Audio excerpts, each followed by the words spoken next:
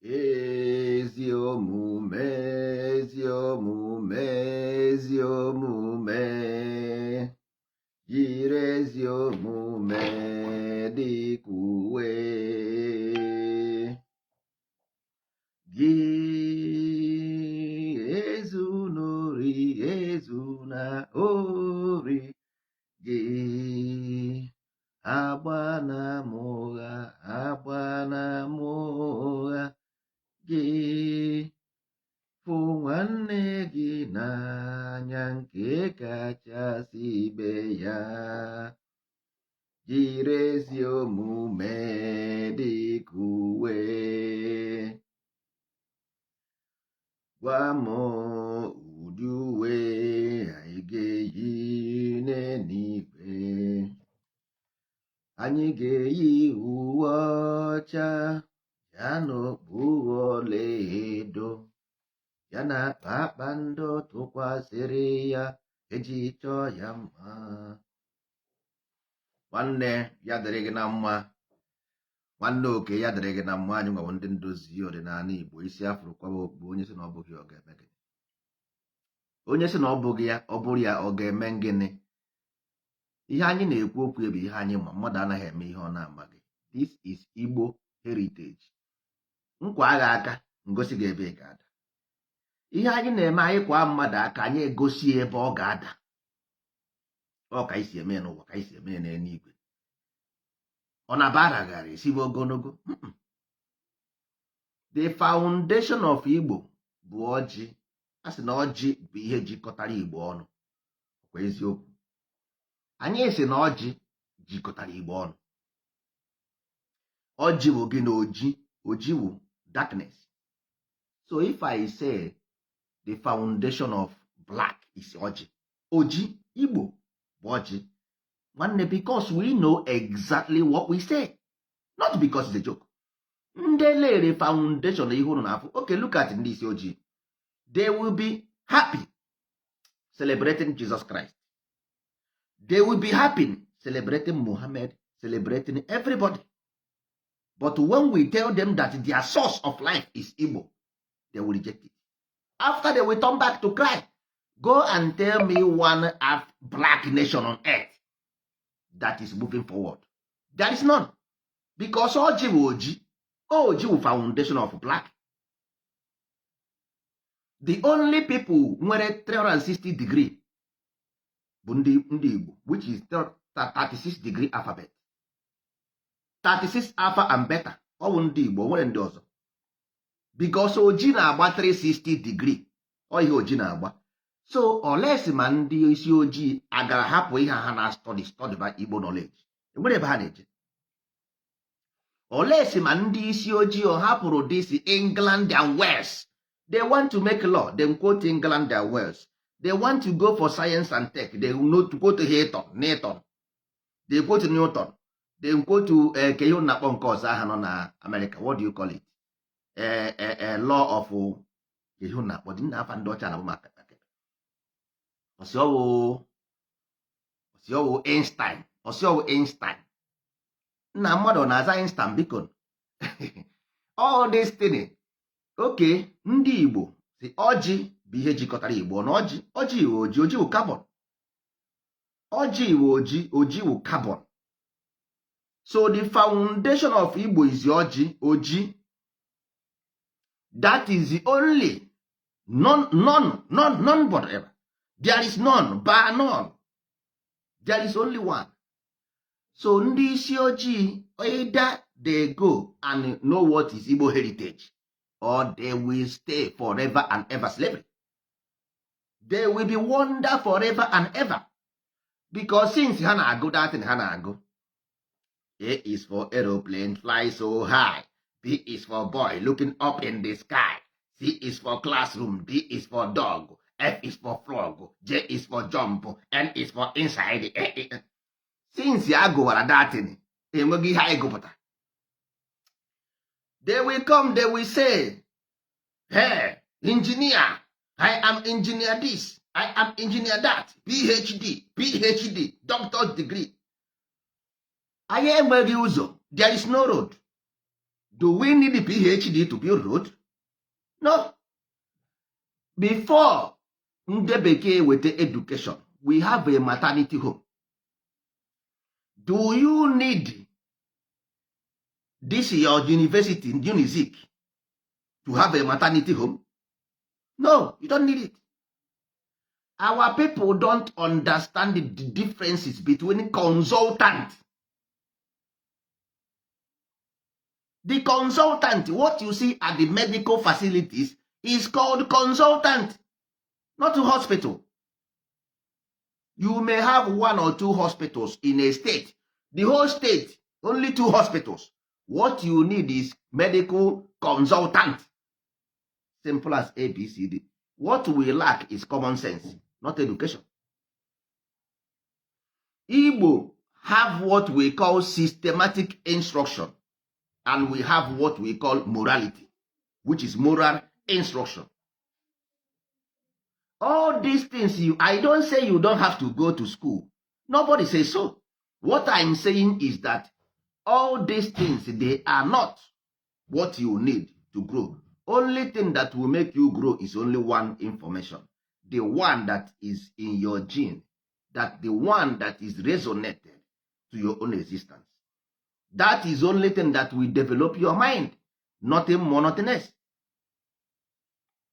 Nothing more and nothing else. Whatever you do apart from this is just hypnotization. It's just excitement. It's nothing but excitement. If these books, do you know how our people in Africa are more 24 hours on Facebook than anybody under this earth?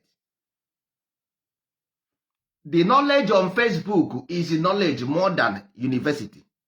But how many of our people have grown under this Facebook? Because the problem we have in our land, we said, Ndozi Ordinary Igbo, Igbo heritage, what will come is to change the direction. Because before anything, you want a mind, there is mind. And this mind must be set.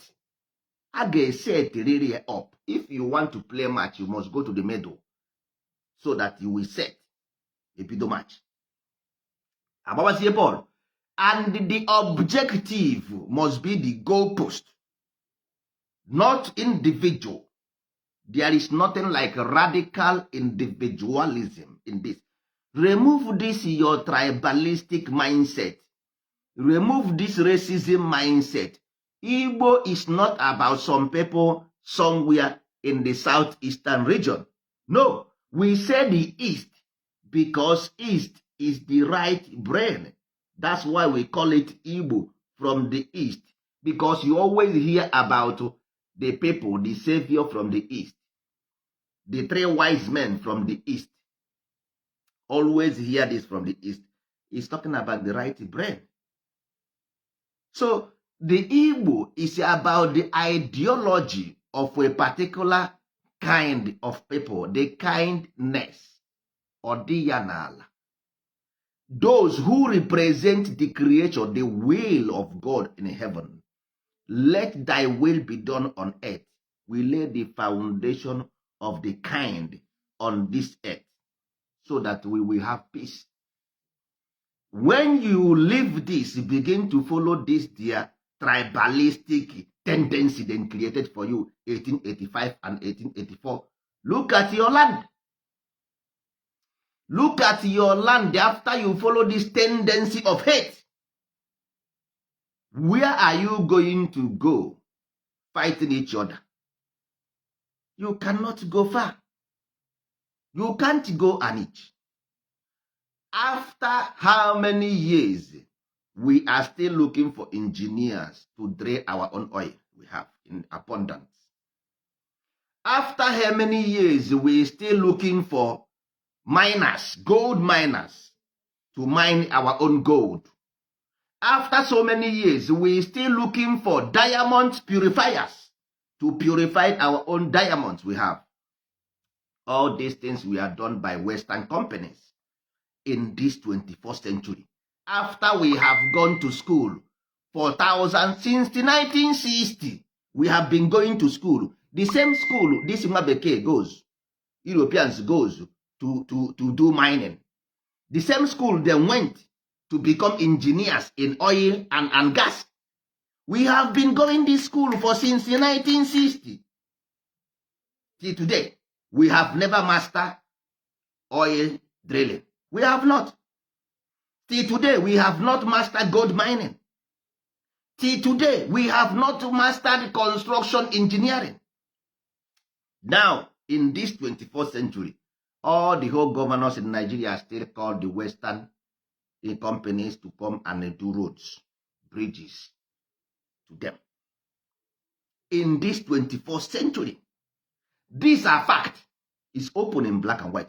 But instead of you to understand that there is something mentally wrong with the system, we turn it into a tribalistic problem, racism problem, prejudice, and injustice. Instead of us to turn way to solve our problems. We have grown up in love. We have been grown enough to know that this system we are practicing is not working. The systematic instruction is the mind, not physically.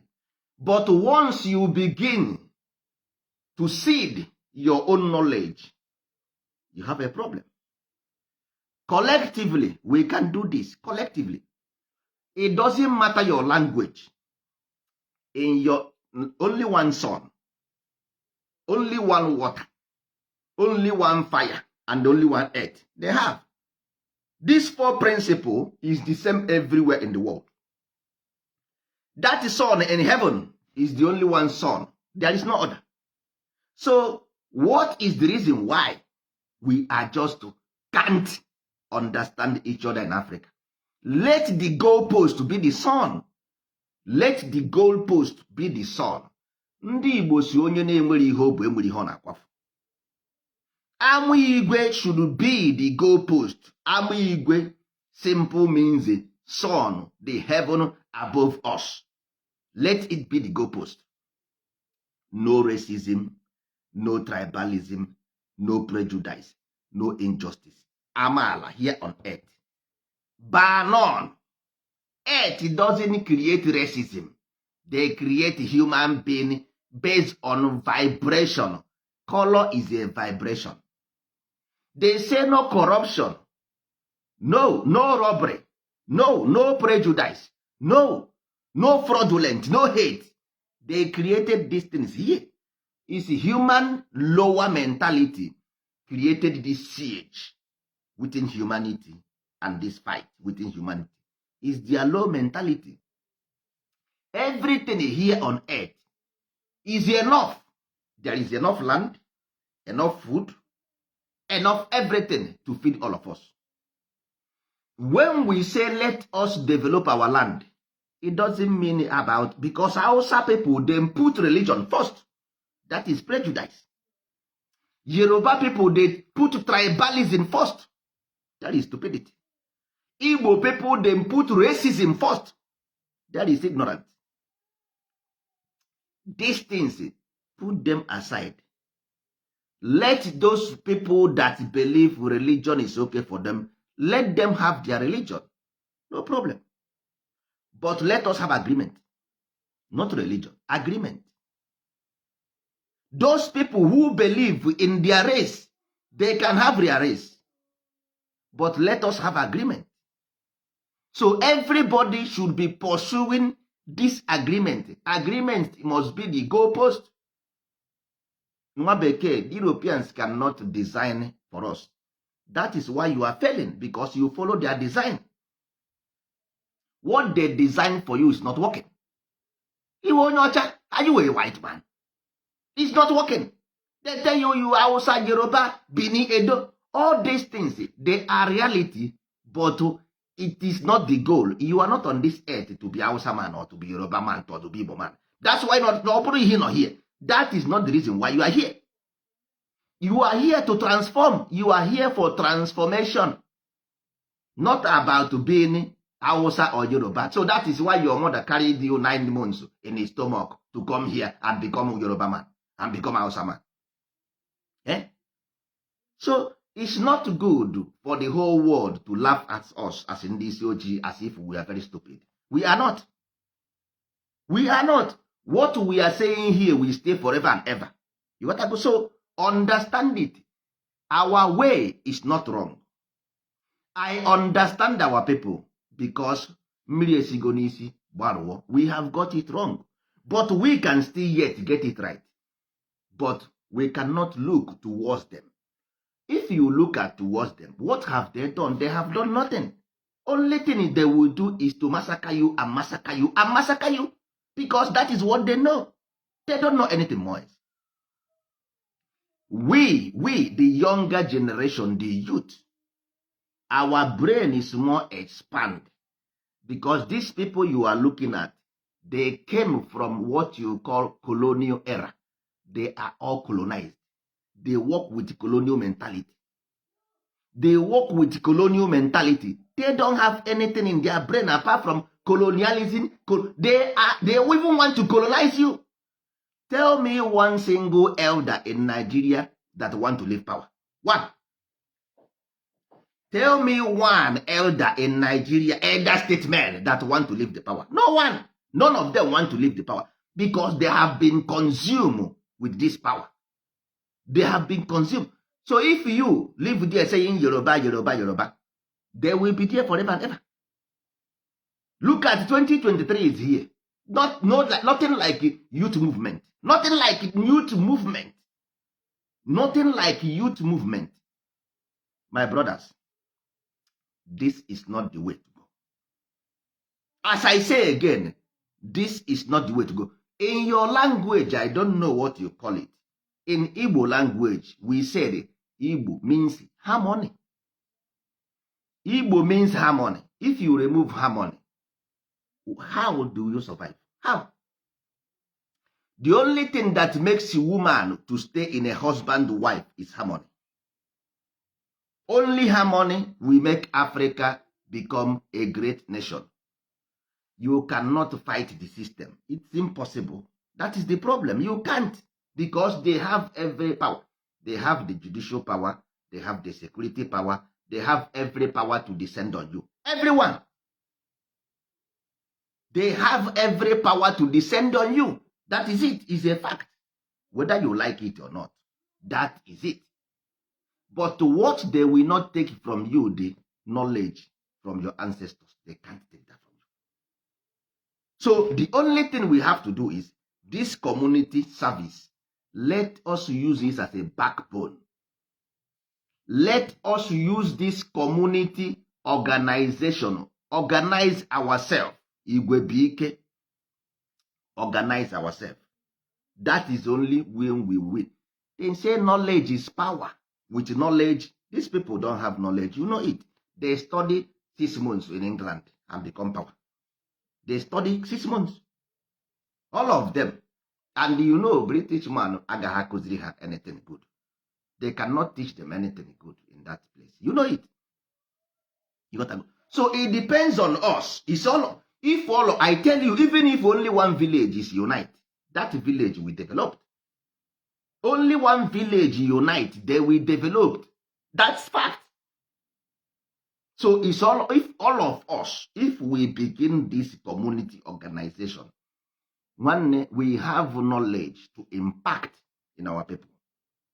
Anywhere they are, I say this knowledge, 3 things go with it. Job. They will have job in that zone. They will have social security in that zone. And they will reap their benefit in that zone when they retire. If you do this for 1 decade, I tell you, everything about external influence will leave your brain. And if not, tell me why North is burning. For how long will North burn? If you think that burning in the North will go away soon, go and think about Somalia. If you think that North will start burning soon, go to Somalia and ask them how many years have you been doing this. Go to Niger Delta. If you think that Niger Delta has been stopped, wait. Go to Igbo land. If you think that thing will stop tomorrow, just wait. Give your time. Give yourself time. Number one, if there is no activity, you said idleness is a devil's workshop. Go to our land, go to north and see how people are roaming the street. Go to east, see how people are roaming the street. Go to south, see how people are roaming the street. Go to west and see how people are roaming the street. These people roaming the street, what do they do for a living? All these people roaming the street, what did they do for a living? Our ancestors taught us community organization, youth empowerment, children activity, charity. Before Nwabeke came to our land, we know this. So we don't have to wait for Abuja before our land will start burning. I have been saying this for 8 years, warning our people. See this, what we will do. If we leave this, you will see what will happen later. Now they have seen it. I told them. Go to Facebook and see it. It's there. Go to YouTube. Igbo Heritage is there. For more than 5 years, I've been warning them. This way, you cannot follow these people's way. This is not way. This is not way. I warn them that this way is not a way. These people believe in everything Nwabeke says is perfect. Everything Nwabeke says. Nwabeke who cannot solve his problem with Russia and Ukraine. Those people who can, only their tendency is occupation, occupation, occupation, and conquest. That is what their mind. Their mind, there is nothing in their mind apart from occupation and conquest.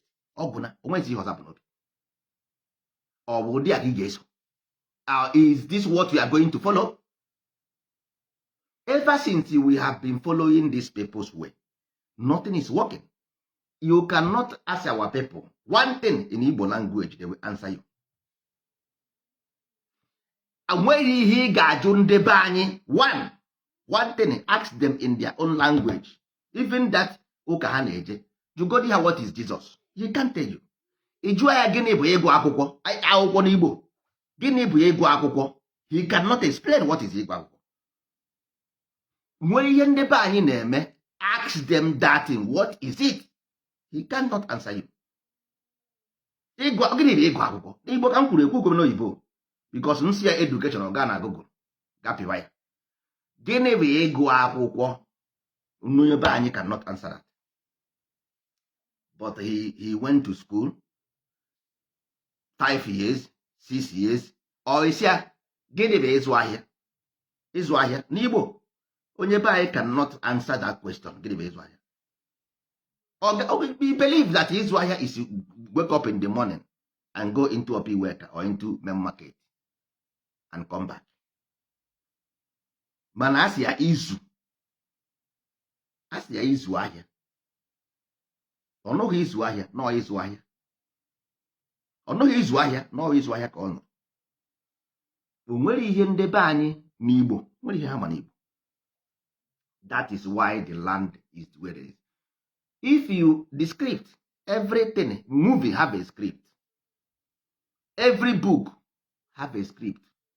Every computer have a script. So any behavior you have today, somebody wrote it. Somebody, whether your religion or whether anything you do, somebody wrote it. Who wrote that? That is why you are a mess.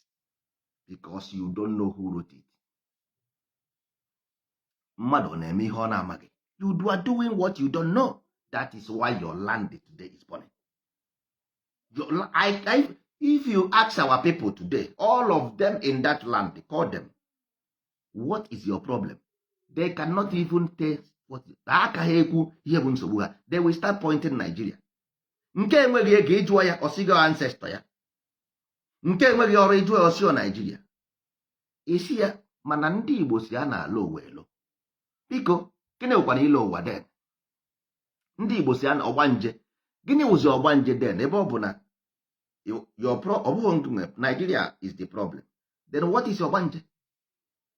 What is Ilowa then if Nigeria is the problem? You see? Had it been then no, ndị Igbo sịkwara ha na-akwa ozu. Jụgodo onye Igbo gịnị bụ ịkwa ozu? Tia gịnị bụ ịkwa ozu? That is why their land is burning. Isi na mmadụ nwanne ị na-eme ka ozu a na-akwa gị akwa. You know it. Ị na-eme ka ozu a na-akwa gị akwa. But then, this is same person come and tell you Nigeria is his problem. All na Nigeria bụ nsogbu gị. What is Ogbanje? What is Ilowa? What is ịkwa ozu? If you answer these questions, then you know that oke dị n'ụlọ gwara oke dị n'ama na azụ dị na ngịga. If you know this question, ndị Igbo sị gị onye kpaa nkụ ahụhụ ngwere abịara ya ọrịrị. Gịnị bụ nkụ? Gịnị bụ ahụhụ? Ndị Igbo sị gị agbụ ekere nwa ngwere erugo ọtịtọ. Gịnị bụ agbụ? Gịnị bụ ngwere? Ndị Igbo sị gị oke soro ngwere ma mmiri, ọkọcha ngwere ọ gaghị akọcha oke. Ngwere bịakwa ebe again kwa. Gịnị bụ ngwere? Gịnị bụ oke? Mgbe ịsasịa ihe a niile, ị mara ihe mere ndị ugwu jachiri. Ị gaga chenjie, nwere ihe ị ga-eme ichenjie, ndị ugwu akwụsị eche gị. Because all punishment, ndị ugwu is a punishment. Whether you like it or not, it's a punishment. And if you go to fight the punishment, you increase the suffering. Because ihe na-eme gị esighị n'ugwu ose na be gị. Isi mkpiri na akpa mkpi. Ha bịara as a punishment. Your ancestors did that perfectly. Nyanwa sendiri ha.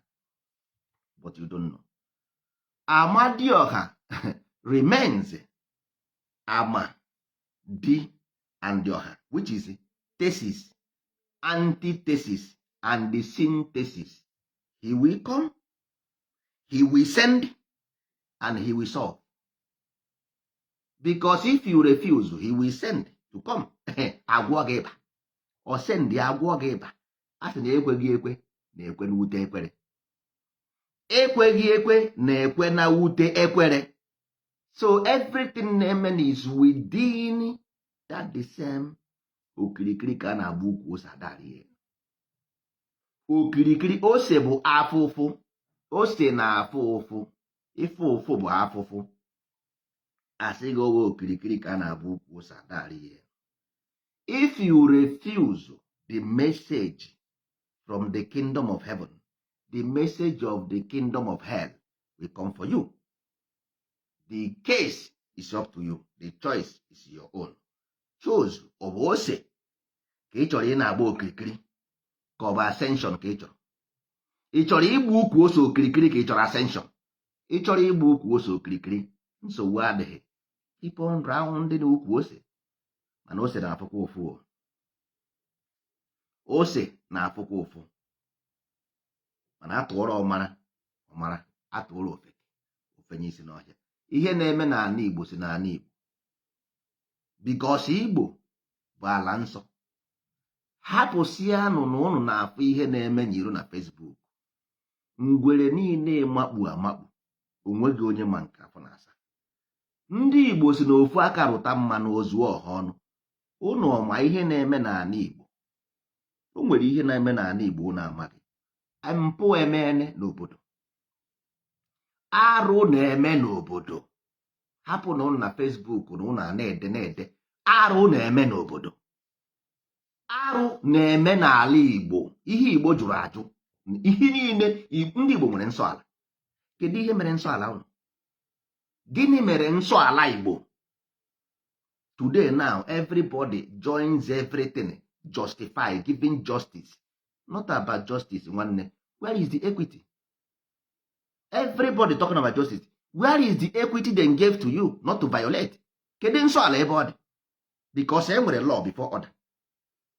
Nsọ ala bụ the law. Where is the law? Unu na-ekwu maka order. Order wụ justice. Because order wụ persecution. ịdara n'iwu na ịdagodiri iwu ewetụọ gị nga. Kedikwe n'iwu ahụ ịdara ewetụ gị nga? Where is it? O nwere onye na-amaghị na mpụ na-eme n'obodo? Enwere onye n'ime ụnụ na-amaghị na mpụ na-eme n'obodo? Unu na-ere ụmụnne unu, unu na-atọrọ ụmụnne unu, unu na-egbu ụmụnne unu, unu na-eji mmadụ agwọ ọgwụ ego. O nwere ihe unu na-anaghị eme? O nwere ihe unu na-anaghị eme? Mana apart from these things, asị gị egbukwana onye Igbo, egbukwana Igbo. Igbo bụ onye gburu Igbo gburu ọchụ. Egbukwana Igbo. Ndị Igbo na-eme onye Igbo maa arụ, anyị chụpụ ya, mapụ ya n'iwu. Onye Igbo maa arụ, anyị mapụ ya n'iwu, maka na ọ bụ iyi anyị ṅụrụ aṅụ si na ya agaghị egbu onye Igbo. Onye Igbo maa arụ, anyị mapụ ya n'iwu. Nwanne, ị gaghị esi nwere ọha nri. Enwere ihe i mere n'ụwa, you defeat God. You cannot defeat Creator. It's impossible. Igbuo onye Igbo, you pass 7 years. 7 good years. Ọ bụ iyi aṅụrụ aṅụ. Mechọrọ mechọrọ. Ọ bụ iyi aṅụrụ, iyi ụwa. Ọ bụ iyi ụwa aṅụrụ aṅụ. Igbuo onye Igbo, you pass 7 good years in hell. N'ọkụ mmụọ, 7 good years of life. 7 good times. 7 good times, not once. 7 generations. Ọ ihe unu ga-apịa, ị ga-apịa 7 good generations. Ma igbuo onye Igbo, ọ bụ ihe nna gị ṅụrụ. Ọ bụ ihe nna gị kwere na ihe nna gị kwere wee mụ gị. Ọ ihe o kwere na ya wee mụ gị. So igbuo onye Igbo, ịpịa ya 7 good generation. Na hellfire, ịtagide ahụhụ n'ụwa nwụsịa, ịbịakwa ọzọ, ọpịakwa gị ya, ịbịakwa ọzọ, ọpịakwa gị ya. Ọ ga-apịa gị ya 7 good generation before ị mata ihe mere onwe gị.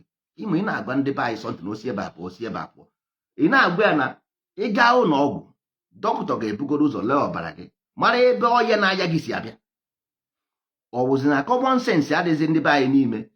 Ịga ụlọ ọgwụ, a ga-eche ekigodi kedu the source of the sickness. Source of Igbo problem bụ nsọ ala Igbo. The source of problem bụ nsọ ala Igbo. That is the source of the problem. But ndị be anyị achọghị ịma the source of the problem. Ihe ha na-akwụzi bụ the problem. The problem bụ aftermath. Nsogbu ifuru n'ala Igbo today is aftermath of nsọ ala you violated. Nsọ ala you violated bụ the aftermath. Onyenwa bụ ihe ji wese ndịre gị ndị ugwu.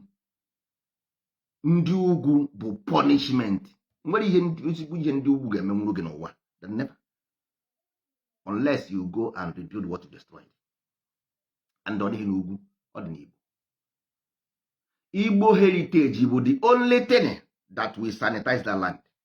Nothing else. Onweghịzi nothing else. Because mmadụ anaghị ebu nna ya ụzọ amụju ọbara. The land is here and the land will be here forever and ever. Land will be here forever and ever. The only thing that makes a generation pass their land to another generation is information. The only thing that will make you hold on this land for 10 years to come is the knowledge you pass from these people following you. If not, if the person go to Ghana tomorrow, he lost the land. If the person go to Europe tomorrow, he lost the land. He cannot take land to go to Europe. So people who go to Europe, America for 40, 50 years, do you think that they know the way to their village? Do you think so? People who went to Ghana for 40 years ago, do you think that these people know the way to their village? The answer is no. So our people should have sense.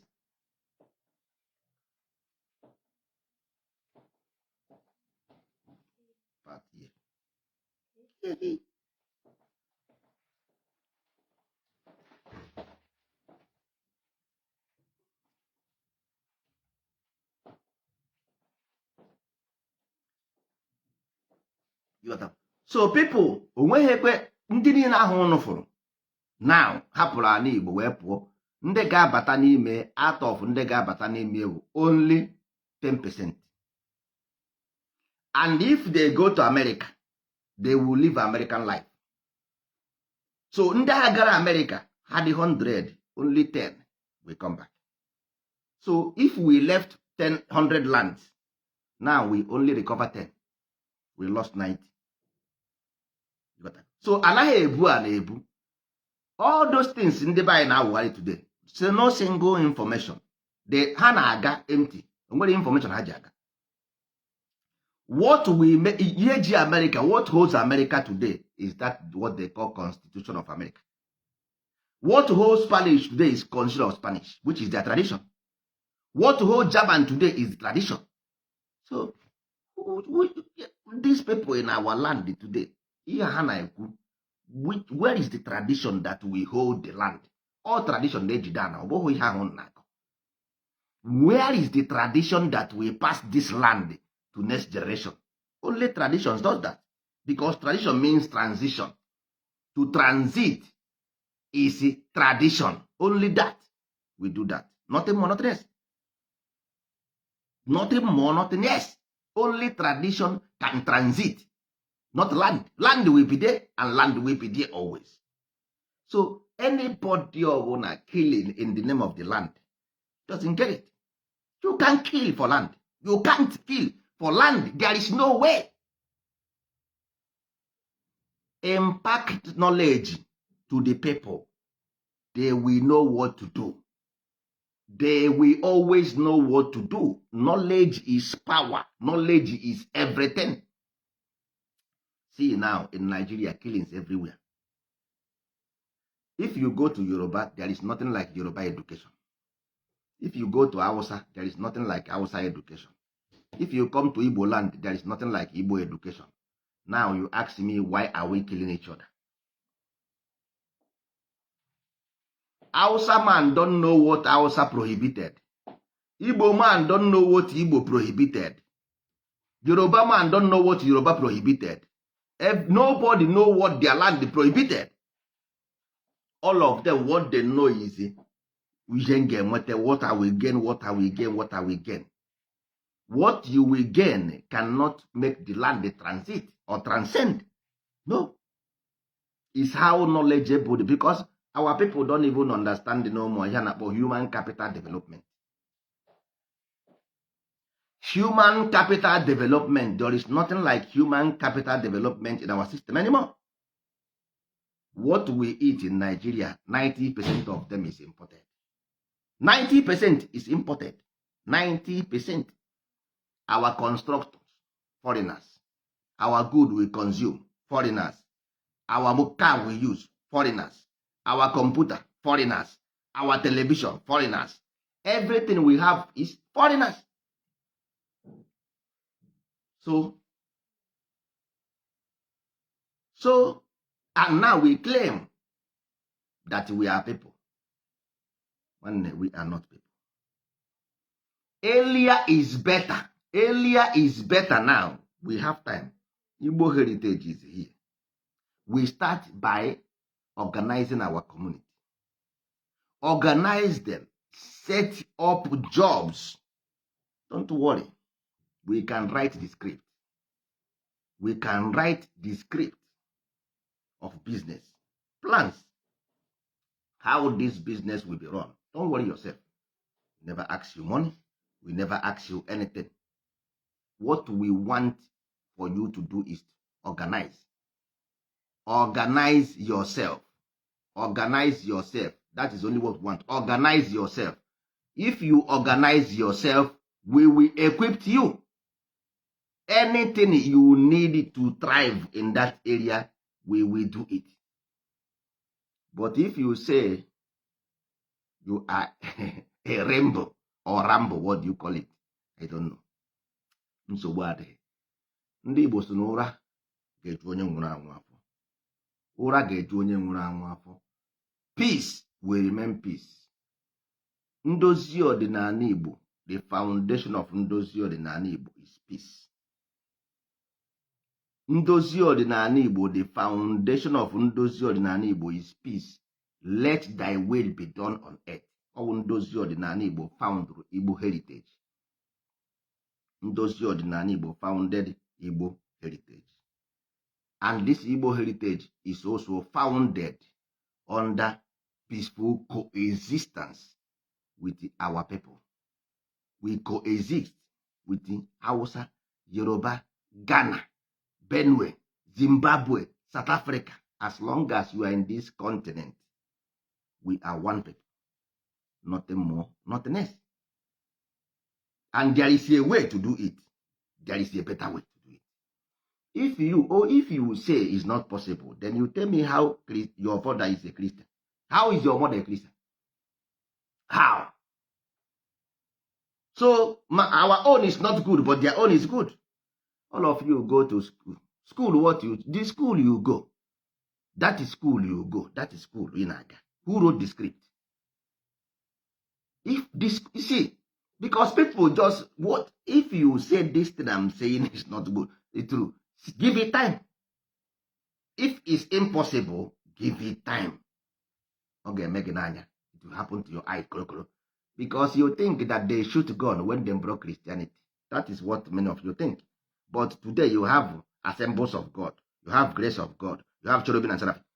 So they brought assemblies of God too. Did the one Beke brought assemblies of God? Did they brought grace of God?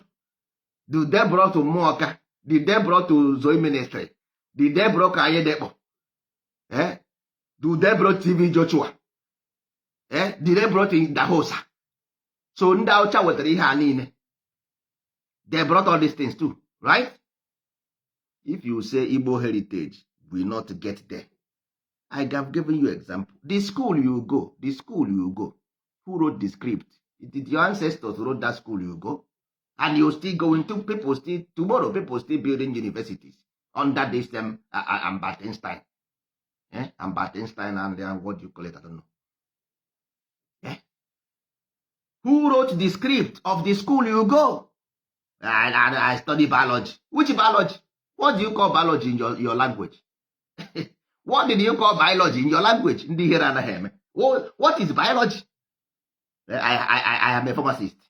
Pharmacist of also is a pharmacist your language, and you proudly serving somebody else, and you say, I don't want to be slavery. Is that one not slavery? You are a bachelor degree then gave to you, Mwabeke certify you as a PhD, and you are happy. No, you can't have slavery. You are happy to have a degree, PhD degree signed by Mwabeke, and you are shouting and say they must leave us alone. We don't want to be their slave. So that one is not slavery.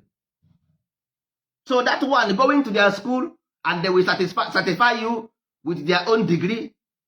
And that one is not slavery. But when they own Nigeria, that one is slave. But to school you go is not slavery.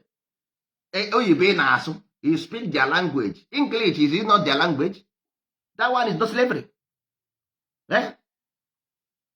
But to be with your brother, it's a problem.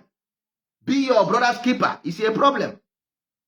Be with your brother is a problem. But to go and take a certificate of law degree. I study law in US. I'm a lawyer, a United States lawyer. I'm an English lawyer. I study in England, lawyer in England. That one is not slavery. To be certified as a lawyer in England to come and practice law in Nigeria. That one is not slavery. No. But to be with your brother and dine and wine as a brothers. No. I want to slave us. They will slave us. So what the hell? No problem. If our own brothers despise us, good and fine. But United Nations and Europeans will be our brothers. No problem. Good and fine. We have seen the brothers they have been for so long. We have seen it. Our people, if you are telling them something, Osie Baba, Osie Baba, Osie Baba, Osie Baba. One need any knowledge. You don't need to be a graduate to have common sense. You don't need to be a graduate to have common sense. The common sense is said that your brother, if your brother is a demon, is better than angel, which is another person. The brother, demon brother. You in Africa, we should stop saying Igbo, Hausa, Yoruba, and this. All of you, if you don't know, go to Google. Google it. All those borders were created by the same people you are calling to come and help you. Go and check. All those borders were created by the same people. You are in their land. If they love you so much, they won't let you do something that will hurt your village. They can't let you do that. If they love you so much, there is nobody from Africa that will say anything to destroy Africa in the West. Try say that in their country. Say their country that in 5 minutes you will do something wrong. You will see 100 million policemen waiting for you down your door. Try it. 1 minute, 1 second, your door will be full with Ndieke. So if they love you so much, they will not let you destroy your place. They love it because that is the only way they will shine. That is the only way they will be in power, ruling you. As in the hey, you see what they care? They are powerful because you are the one helping them doing the job. Because you are the one helping them doing the job. You make them powerful. Yes, you make Nwabeke powerful. Nwabeke now think that African people don't have sense. They are nobody. If without them, we will not survive. That is the way around. Without us, Haga has survived because everything they eat in the West came from us. Without us, they will not survive. But you make it. You don't even give chance to give you job, to develop your land, to give you job. You can't even give chance to do that. You can't. You can't even let your land be developed and make it Japan. You can't because of your stupidity. After everything, Nwabeke will put all of us together as if we are stupid. Nwabeke will just because if they go to Facebook, what they see is rubbish. And if you are telling our people, say, this thing you are doing is destroying your image, they will not even know. This thing you do in public media destroy image of every black man, not only you. This thing you are doing dent every image of every black man. Go to Arab land. You cannot snap a picture of somebody smoking cigarette. If you snap it, you go to jail. If you snap a picture of somebody smoking cigarette, or if you see two people fighting in Arab land, Saudi Arabia or Dubai, see people fighting, you take it picture. You go to jail. Life and direct, you are going to prison. Yes. Our people will see dead bodies on the street and they will go to Facebook and put on their dead body on their street. Tomorrow, if government block Facebook, you will see them. Hey, this government is nonsense. He doesn't want democracy. How do you take some dead body on the street to Facebook? Eh? If you in the West, try it in the West, you see Facebook will block it. Go to West and see where they have accident. Take a picture and put it in Facebook, in your Facebook. In 5 minutes, the police will knock on your door. Try it. Even though they will block it, they will block it. Unless my half here. If they see it, they block it. But you will go to your village every day. Hey, we have destroyed. Why na have that kind in the West? The Western people are stubborn people. You think so? You think so? You see what is happening in Ukraine? Do you think now you see that they can do whatever they like? Now they leave it so that the only Ukraine you can see, you cannot see Russia. You can't see any news that come to Russia here in Europe, they will block it. And when any news they see Russia but here, they block all. Only Ukraine they want to see. And they don't happen. They will send it, you see. That is it. But our people don't know the damage because they think that. So if somebody have $1 billion now, you want to come and invest in Igbo land, and you put that thing on Facebook, do you think that man will come and risk his $1 billion in Igbo land? I don't know how your brain works. Do you think that thing you are doing in Igbo land will make somebody to come and put their $1 billion in the land? Do you think so? So, who are you hurting? Onye ka ị na hurt? Who are you doing? Ndị Igbo ji ego na this life dị many. Igbo people millionaires there. I tell you, if you give Igbo chance, promise, only 10 years, Japan will be a story. If you get any Igbo land under violence, there is no cover. No cover of Igbo millionaire will enter there. And you will see what you did yourself. I tell you, no cover of Igbo man's millionaire will enter there. If you like, you're not in Nigeria, you will eat that shit. You eat the mess. You so do you think that the Igbo man, do you know what is investment? Do you know what is investment? You are talking about people's wealth. Nobody asks you, if you want job, we will give you job in abundance, as I said every day. We will give you job in abundance. Anything you want as Igbo, we give you. But you must not give us sleepless night. We can't do that. We can't give you money at the same time you kidnap us, tell us to give you 1 million and we create job for you. Eh? We give you job. You kidnap us, stay ask us to pay you ransom, and we give you job. Nobody will do that thing for you. Nobody. You better see, go to Lagos. Igbo people own business in Lagos. Most of the business. Go to North, they own most of the business. So if you deprive them Igbo land, they will go to another place and invest their money. You are the one, you will suffer. You are the one going to suffer, not them. Already they have money. The poor man here is you. They want to help you. They want to help you. Leave Nigeria alone. We Igbo will help you. We will help you. Forget about Nigeria. But if you say no, that is your own problem. You go and fight them. If whatever you get there is your own problem. We have begged you in.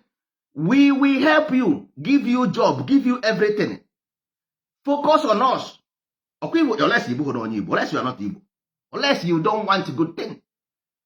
Anyị ga-arụ ana Igbo or Japan. Rụọ ya ọfụma nke our story. We will build it, give you convenient lifestyle, give you a standard way of living. But can you give the chance for that?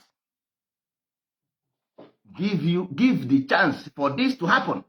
Forget about Nigeria. Forget about them. Enwere ihe ndị a ga-emenwuru gị. They cannot. Enwere ihe a ga-emenwuru gị.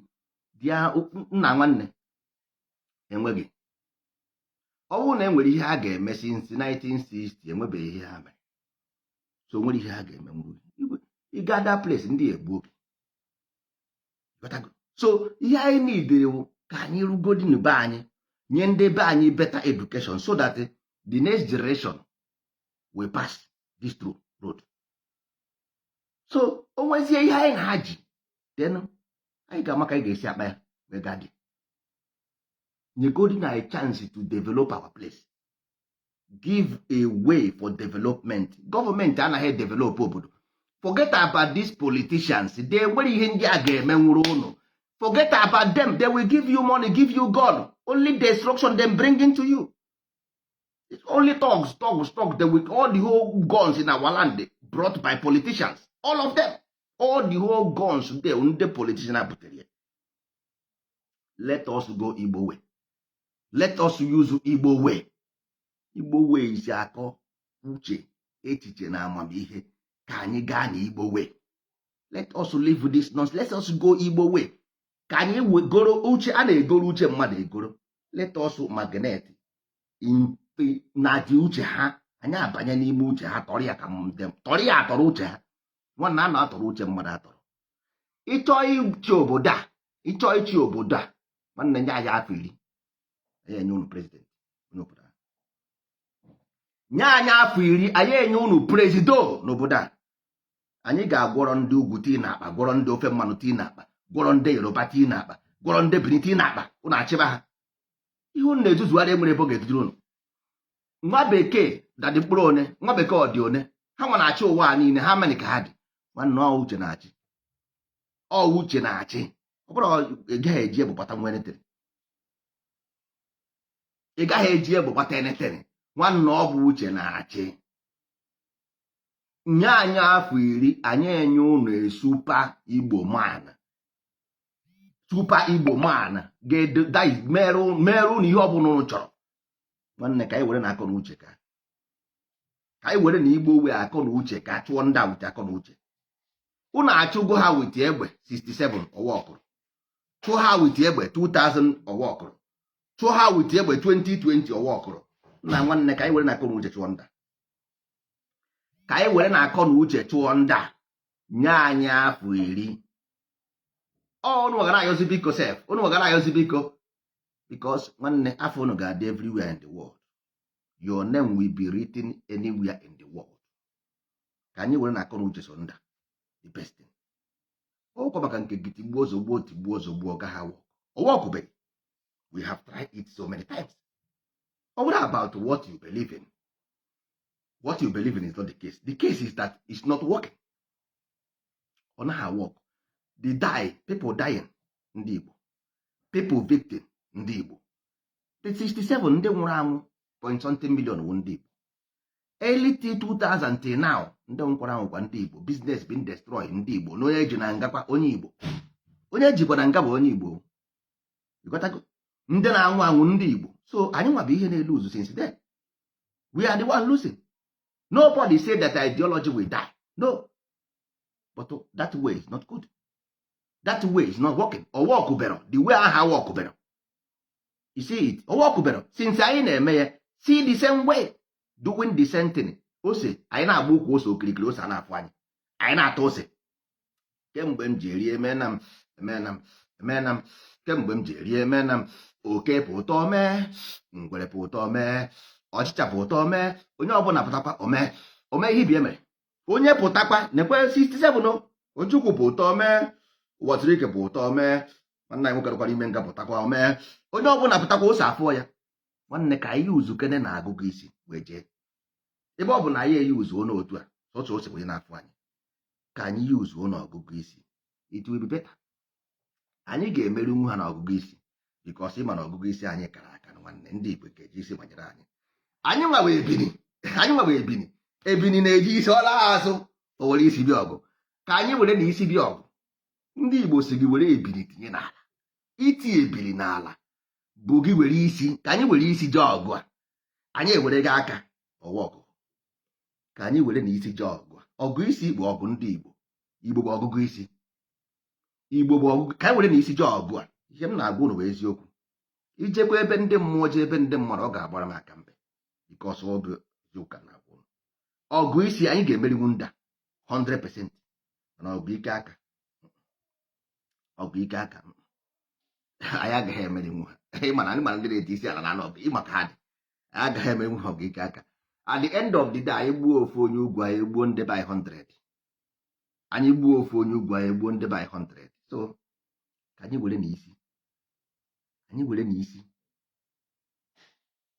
Ọ bụrụ na ọ bụghị isi, enweghị ka ndị be anyị ga-esi enwetanwu the whole Lagos, the whole Abuja, the whole North. Ọ isi ka ha ji nweta. Ha agbagha kpakam. Ha agbaghasị ngụ kpakam wee nwetara atịm. Because ọ ihe m maka m na-ekwu. What I know I say. Anyị were ọgụ isi. I'm confident. Because ndị Christianity nọ everywhere. Ọgụ isi ka ha ji. Isi ka eji ide Christian. Ihe eji Christian bụ n'isi. Ndị Islam nọ everywhere. Ihe ha ji Islam bụ n'isi. So ọwụ na anyị gaa ọgụ isi na Nigeria, anyị ga-ewin. Because ihe eji mara ndị Igbo bụ ọgụgụ isi. Ndị Igbo na-egbukwe itinye ebili n'ala. Ka anyị tinye n'ebili n'ala. Na ọgụgụ isi ka anyị nụọ n'ọgụ isi ụmụ ibe, ka anyị nụọ n'ọgụ isi. Igbo na-anụ ọgụ isi, ọ bụrụ ọgụ aka. Igbo bụ ọgụgụ isi. Ka anyị were n'ọgụgụ isi. Anyị nwere 120% chances of defeat. Anyị nwere 120% of chances of defeat. Ma ọ bụrụ na anyị buru ọgụ a n'isi. Ka anyị buru n'ọgụ a n'isi. Anyị buru anya n'isi. Nwanne. Anyị ga-ewin 120 times. Ha bịakwa na next life we win them. Because anyị ga-etinye knowledge n'isi ụmụ anyị that we forever. Because anything itinye here, okpoko si mgbe nne na nna ya nwụrụ enu na na-adịghị onu ya n'isi. Igbo bụ n'isi ka ha na-eni ihe. Ebe a ka anyị na-eni ihe. Ọ bụrụ na anyị mee ya nwanne afọ 10 ka m nyere ụnụ, ọ bụrụ na ọ bụrụ ya anything ọ bụla anyị gwara gị don't believe it, because anyị dị chọọ ihe anyị na-ekwu. The spirit ị na-afụ bụ n'isi ka obi, nwere ebe ọzọ obi. Ihe ọ bụla na-eme eme n'ụwa bụ n'isi. N'enu ndị ụka, ji ndị ụka mara kpọgodo oku kpọọ oku okpoko nkịtị ma ị ga-afụ mmadụ ịfụ n'ụlọ ụka dị ya, ọ gaghị abịa. Kpọgodo oku kpọọ oku ma ha ga-abịa, ma mekwe ụlọ ụka juru eju on Sọnde. Enwekwa onye gwara ha Sọnde na-eru onye ọbụla na-asa ahụ na-epresi akwa ya, ịjụọ ya ebe ọ na-eje, ọ sị gị ya na-eje ụka. Ọ presi akwa ya, gbaa pefum, zụọ akwa ọfụ, zụọ ụkwụ ọfụ ka o wee jee ụka. O nwekwaghị onye si ya bịa voluntarily. Nyenwa ji aka ya zụrụ akwa, zụrụ ochu, zụrụ moto, zụrụ ihe niile. Nyenwa jikwa aka ya zụọ ahịa, nweta ego, jeje kwụwa tait n'ụlọ ụka. Ọkwa ego mgbe ọ na-azụ ahịa, fada anọkwa ha di ya. Mgbe o jere na-ebi ego, fada anọkwa ha di ya, pastọ anọkwa ha di ya. Ọ zụsị ya ahịa, bite ego, win ya ego, were ụkwụ ya tọkị ruo n'ụlọ ụka. Kpọọ fada si ya, fada azụrụ m ahịa, ọ gara m na nke a were nnajehie n'ihe anụ. Azụrụ m ahịa, ọ gara m fada na nke a were.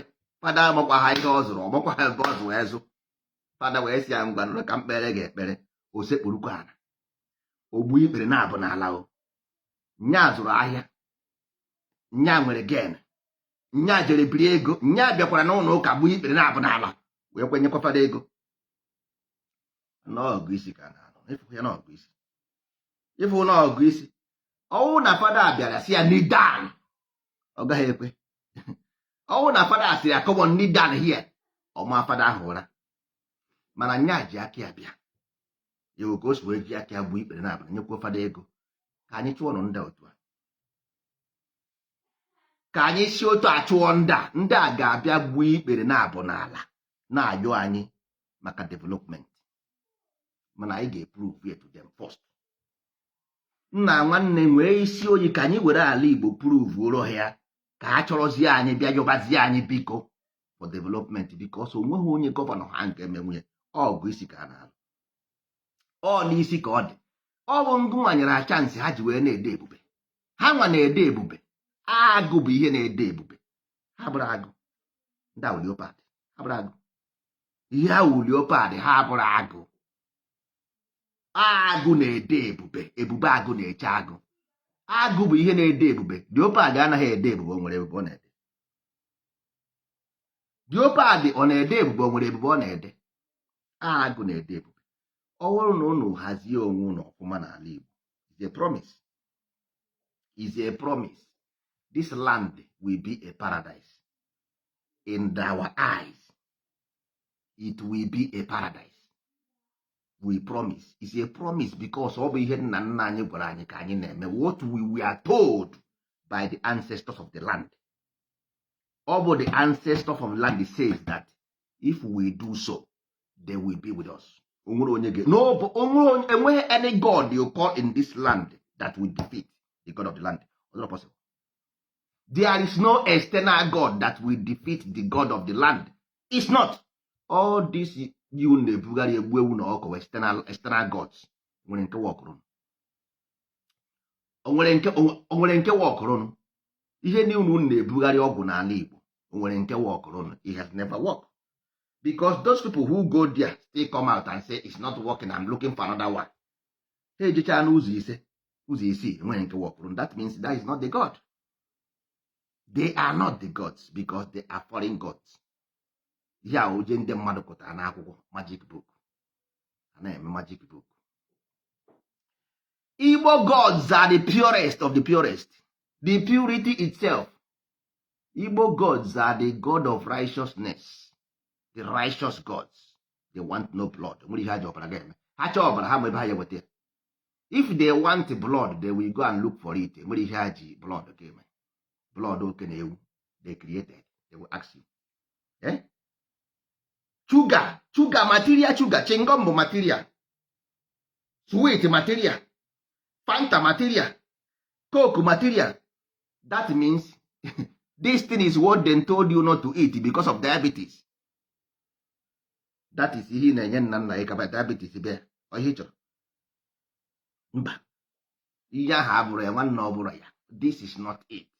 The God of the land is a righteous. Ihe a chọrọ obi gị. Nye m obi gị. Nye m obi gị. Ọ ihe a chọrọ. They want your pure heart. Brother, ihe a chọrọ pure heart. Pure heart. Were bukọsịa ngwongwo na ngwongwo tụchikọọ mmiri niile tụchikọọ ụzọ niile everywhere na-esirepu asị ya na-achụ aja. Nwanne ịchụ aja simple means charity. Ịchụ aja means charity. Hapụ na ihe ọ na-ezuzugharị. Ịchụ aja means charity. Stop all this nonsense. Grow nwanne to grow. Why don't you evolve? Evolve yourself from animal nature.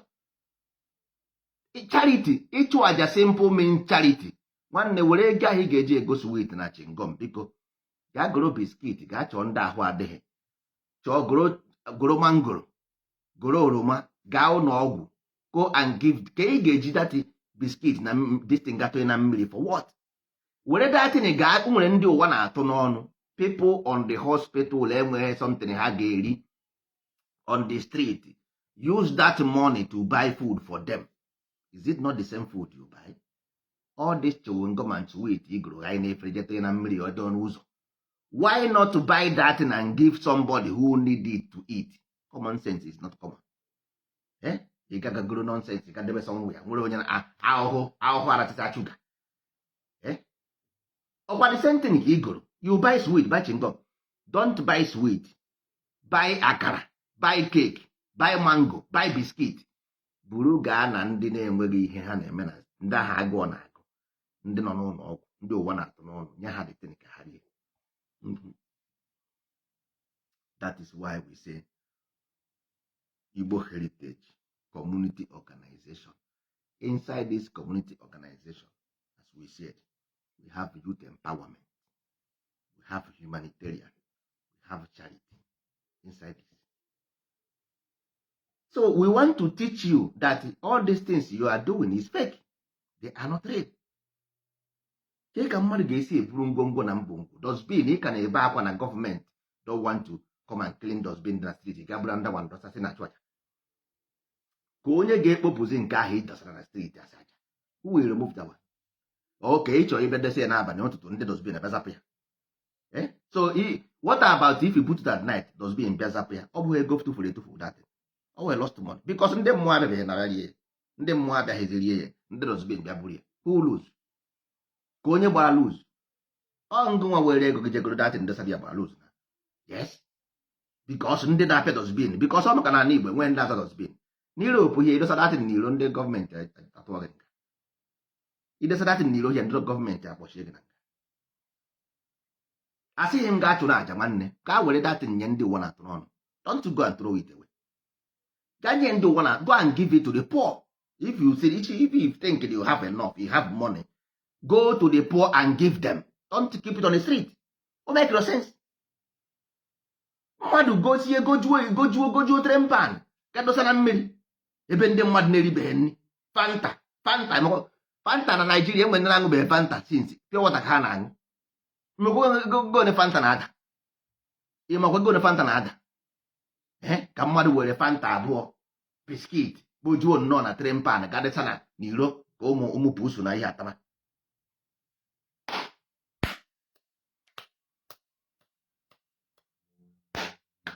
Nna okwe mmadụ na-anaghị afụ ebe a ka m fụchara ihe kwere n'ebe a ka m afụchiri m ihe na ndị isi ojii Afrịka wee sị na ụwa nke asef ụwa nke ahụ kwere ka ọ dị. Afụsịrị m ihe mmadụ enweghị ego o ji eri nri o were ego bite ego yọta ego ayọta jeje goro biskit goro chingom goro si na ya chọrọ ka ihe gabara ya ọfụma ọ ga were edosa na somewhere. Onye ekweghị mmadụ not knowing that na asị na onye iwere nke anyị anyị were nke anara anara. Ọ bụrụ je na dibịa gwara gị ga chụọ aja were ga anya mmadụ a sị na onye na-enye enye ka ọ na-agara inye mmadụ datin ogodu na enweghị were nke obere aha ị nwere ga nye mmadụ ya rie, you will see you will have blessing from another place. mana ị were datin gadasa na street nwanne nwoke blessing. onye na-enweghị obi enweghị na-akwafu, onye na-enweghị ihe obi enwekwa ihe ọ na-akwafu. olesi ma nyere mmadụ datin ya bụ na you will have repercussion, because if you give you receive. o nwere onye nyere ya, enweghị onye nyere ya na-receive. You don't give it to anybody. How are you going to receive? So ịchụ aja bụ ị na-achụ aja ikpe a na-ama ndị mmụọ. Go and give to somebody else, not on the street. Upon you are dating the environment. Upon that you are destroying food. You are throwing away what you don't have. You say you don't have money. Ihe na-esiri gị ike. Ị gaghị ịgba afa, iruo ebe ahụ sị ị ga-achụ aja. I buru aja nwa a ga-achụ ekedosa, enweghị onye nyere ya. Nwanne ọ bụghị otu a ka esi eme. Onye aha dị wrong. Ebe anụnwa na Igbo heritage, afọ anyị ga-agbara gị ewu to tell you your problem and to tell you go and give those things anyị si gị wepụ. Ị ga-ewere ya nye mmadụ, ọ bụ inwe isi. Ịghọtago? A sị na inye you receive as you are giving. That's why you go to church. Ego ahụ na-enye na church every Sunday a na-akpọ ịchụ aja. Iwu na-akpọ tithe n'onu Igbo bụ ịchụ aja. Tithe bụ ịchụ aja n'onu Igbo. Tithe bụ charity n'onu Igbo, ịchụ aja. Ọ ya ka unu na-ewere gati n'efere n'ụlọ ụka. Enwere ihe dị iche na ya datị n'onu pụrụ n'efere gagapụrụ chuwit na chingom tụfuo. Egosi na sweet na chingom goro ihe ndị mmadụ na-eri. Goro ihe ndị mmadụ na-eri. Igorie biskit gojuo, kpọkọọ ụmụazị na ya area, kpọọ ụmụazị niile. A sị na ebe ụmụazị nọ ndị a marọ njọ, ụmụazị amaghị njọ. Call the children, siere ha nri. Cook food, were ego aha tinyere ha nri. Buy biscuit, buy sweet, cheer them. Don't throw them, please. Biko, don't throw them away. Biko, eji m chukwu ya ọ ga-etufukwana nri. Don't throw food away. Millions of people in this life enweghị food to eat. Why are we throwing food? Ka ihe anyị na-etufusi nri. Throwing food away. Why are we throwing food away? Nna afụrụ m tren pan juru eju. Tren pan jupụtara wit chingom, banana, biskit, bread, ogbe bread na-abụ. A sị na Jizọs ji wee firie ụmụazụ ya. Ogbe bread na-abụ gbuti mkpomkpo fanta enu ihe ona. Ọnwa m ka 3 lita bụ datin ka 2 liters. Fanta isi ona ka ọha n'ibu. A ga-eje tụfu atụfu. A ga-eme ihe a ntụfu. Ntị aba na otele o. A ga-eme ihe a ntụfu. Nwanne mba ya wrong information. Ikpe ọmụma anyị na fon kịta ọ sị gị nna nọ ntị agụọ dị n'obodo. So agụọ dị n'obodo unu wee na-ebu nri ya nnu na-atụfu everyday. So agụọ dị n'obodo na-atụfu ihe. Agụọ dị n'obodo unu wee na-atụfu nri ya unu na-atụfu. Nwanne ihe a wrong information. Listen very carefully. Mgbe ọbụla ị gara na nke dibịa, ọwụ na if we are ready, akara aka anyị ji ebịa. Ịgba afa anyị ji ebịa. Ịchụ aja anyị ji ebịa. But we are one way I can walk on. We never get there. All stage by stage. Ịchụ aja mgbe ọbụla anyị gwara gị chụọ aja, nwanne biko go to hospital, charity. Ifu ndị igoro ọwụrụ mkpụrụ osisi, goro ịma ndị nọ n'ụlọ ọgwụ na like mkpụrụ osisi. Buy fruit, go to hospital. Ọwụrụ na ego ị chọghị ego na ego ka ị chọrọ inye ha, ka dị ogodo 1 naira ka ị nwere, please give them. Biko, because ndị a ọwụ ndị a ka ụwa na-atụ n'ọnụ. They are the blessings. Ọ ndị a ji the blessing. Ọ ndị ahụ ụwa na-atụ n'ọnụ ji ngọzi. Iruo ebe ahụ were ọ bụrụ ego ka iji. Ọ wụrụ bread nwa. Ịmụkwana ije n'ụlọ ọgwụ wuru ofu fanta, 1 bottle fanta bujere n'ụlọ ọgwụ. Ịmakwa ihe ọ ya ekene gị. Iwee were ya nnọọ tii na tren pan gaa nnọọ dawa n'ime ọhịa. Nnọọ nkakwara obi o. Ọ dịkwa kwara ụlọ mma. Nkara obi eziokwu, enweghị m ike obi medatị. Enweghị m ike ime ya na ọ eziokwu. Because m ga-ajụgodo onye dibịa ahụ, biko nwanne, how market ihe na-esiri anyị ike n'ala Igbo na things are difficult here and you telling me to go and throw away food. nwanne mmụọ ahụ amara ihe ọ na-akọ. Ọwụ na mmụọ gwa gị ma edatị mmụọ ahụ bụ okoko mmụọ. Ọwụ na mmụọ gwa gị je tụfuo nri, gwa mmụọ ahụ na okoko bụrụ ihe a na-akọ. Eti ma wụghị eziokwu, ọ mara ihe a na-akọ. Onweghị gị ga-esi ọnọkọta tụfuo nri na gịnị. Nwanne ụlọ emezin datin, don't do it, it's not good. Ịtụfu nri bụ a crime. To throw away food itself is a crime na be ndị mmụọ. To throw away food is a crime na be ndị mmụọ, is a crime. Go and do your own research. Ịtụfuo bread na Arab land, ịtụfuo bread na Arab land, go and check. Inwe ahụ atụfuo bread. Bread symbolize food na Arab land, food. Go ask anybody bigoro Arab land here, Arab land. See ya, ịtụfuo bread na Arab land, what will happen to you? Guys, ask anybody that have lived in Arab land. See ya, ịtụfuo bread na Arab land, what will happen to you? Ndị be anyị wee were nri wee na-atụfusi egbuo, ewere ọkụ na-aba agbapụ ya, awanye isi na mmiri, ewere ọkụ nke apịawuo n'ahụ awanye ebe a, ewere efi, enwere ndị butere efi ha ka ihe nwa donye n'ime anị, mmadụ eribeghị nri, eburu ogbe efi nna efi ha ka ihe nwa ya donye na anị, kpochie aja. Hey! Nna efi mana the whole village ga-atagide anụ ike agwụ, tagide anụ agbawa, eburu efi donye n'ala, eriketeke efi ga-eme igbuo the whole village taa. Ọnwụ na igbuo efi a ka the whole village arụọ ga-eme dị nwa. Igbuo ọkụkọ anụnwa kpọọ ndị mmadụ etisi ọkụkọ rie, enwere ihe ga-eme. Why must we were ọkụkọ atọ na mmiri? Why? Crocodile erie, azụ erie. Anyị ga-erigodi nne bifo crocodile na azụ a na-eri. Anyị bụ mmadụ ga-erijigodo afọ bifo achọwa nke a ga-enye ụmụ anụmanụ.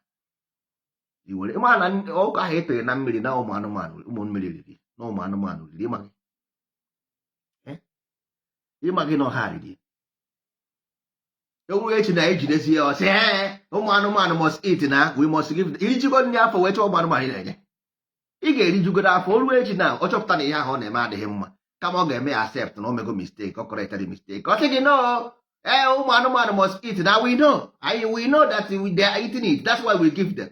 Onye eribeghị nri, he never eat you, and now he say he want to give animal.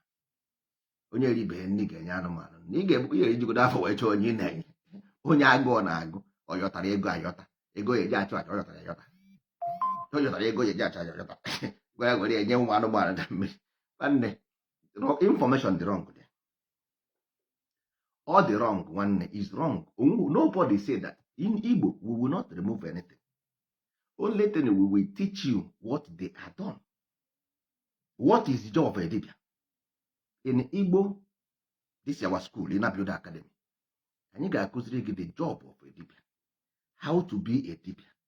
The job of ịgba afa. Ka esi agba afa. Kedu ihe bụ ịgba afa? Ịchụ aja. Kedu ihe bụ ịchụ aja? Ka esi achụ aja. All those things a ga-akụzi na Abuja Academy, so that onwe ndị ọ dere ndị akara aka ha bụ iwu dibia. Na-ekwe ihe bụ dibia. Na-ekwe the consequences. Because ọkwa iru anwụ, dibia bụ iru anwụ. Dibia bụ Facebook, ọkwa iru anwụ. So ka ị mara amara before you go there. Marakwa amara, na-ekwe ihe ị gaghị eme, na-ekwe ihe ị ga-eme. Because ihe ndị mmadụ na-amaghị na dibia nwere consequence. Ịnwe anwụ arụnye aka, ịrụrụgharị aka nke ga-aga na. Once ị bụrụ dibia, ịrụrụ aka, you are gone forever. Maybe ịmaghị, I will tell you now. Ndị mmadụ ga-asị ọsị na dibia mara ya, nsogbu adịghị, dibia mara gị, no problem. But ịma ihe bụ dibia, marakwa ihe ọ bụ bifo eje tinye aka. Because ọ bụrụ na ị mara ihe ọ bụ tinye aka, ọkwa iru anwụ, iru ebe ahụ, ebe ọ na-emaghị ihe a na-akọ, ịrụrụgharịa aka, nwanne ịbakwana na akụkọ igologo. Because ọ buying and selling. It's about buying and selling. Igwe ebe ahụ igoro, nwanne igone, isi ọba asị, go and ask them. Ndị dibia chọrọ ikwu eziokwu ka a chụọ ha ya. Ọ bụghị jọsụ a na-amagharị ya, dibia mara mụ, ajere m ebe nwasị, dibia mara mụ, ejere m ebe nwasị. Nwanne, ọhụkwa dibia mara ka a na-ekwu. Gịnị wụkwanụ dibia? Ị ga-ajụgodi di ahụ etiri ebe ahụ. Kedu ihe di ahụ na-eme ebe ahụ? Gịnị bụ abịa? Gịnị wụ dibia? Kedu ihe wụ di? Kedu ihe bụ abịa? Before ijeje bịaba.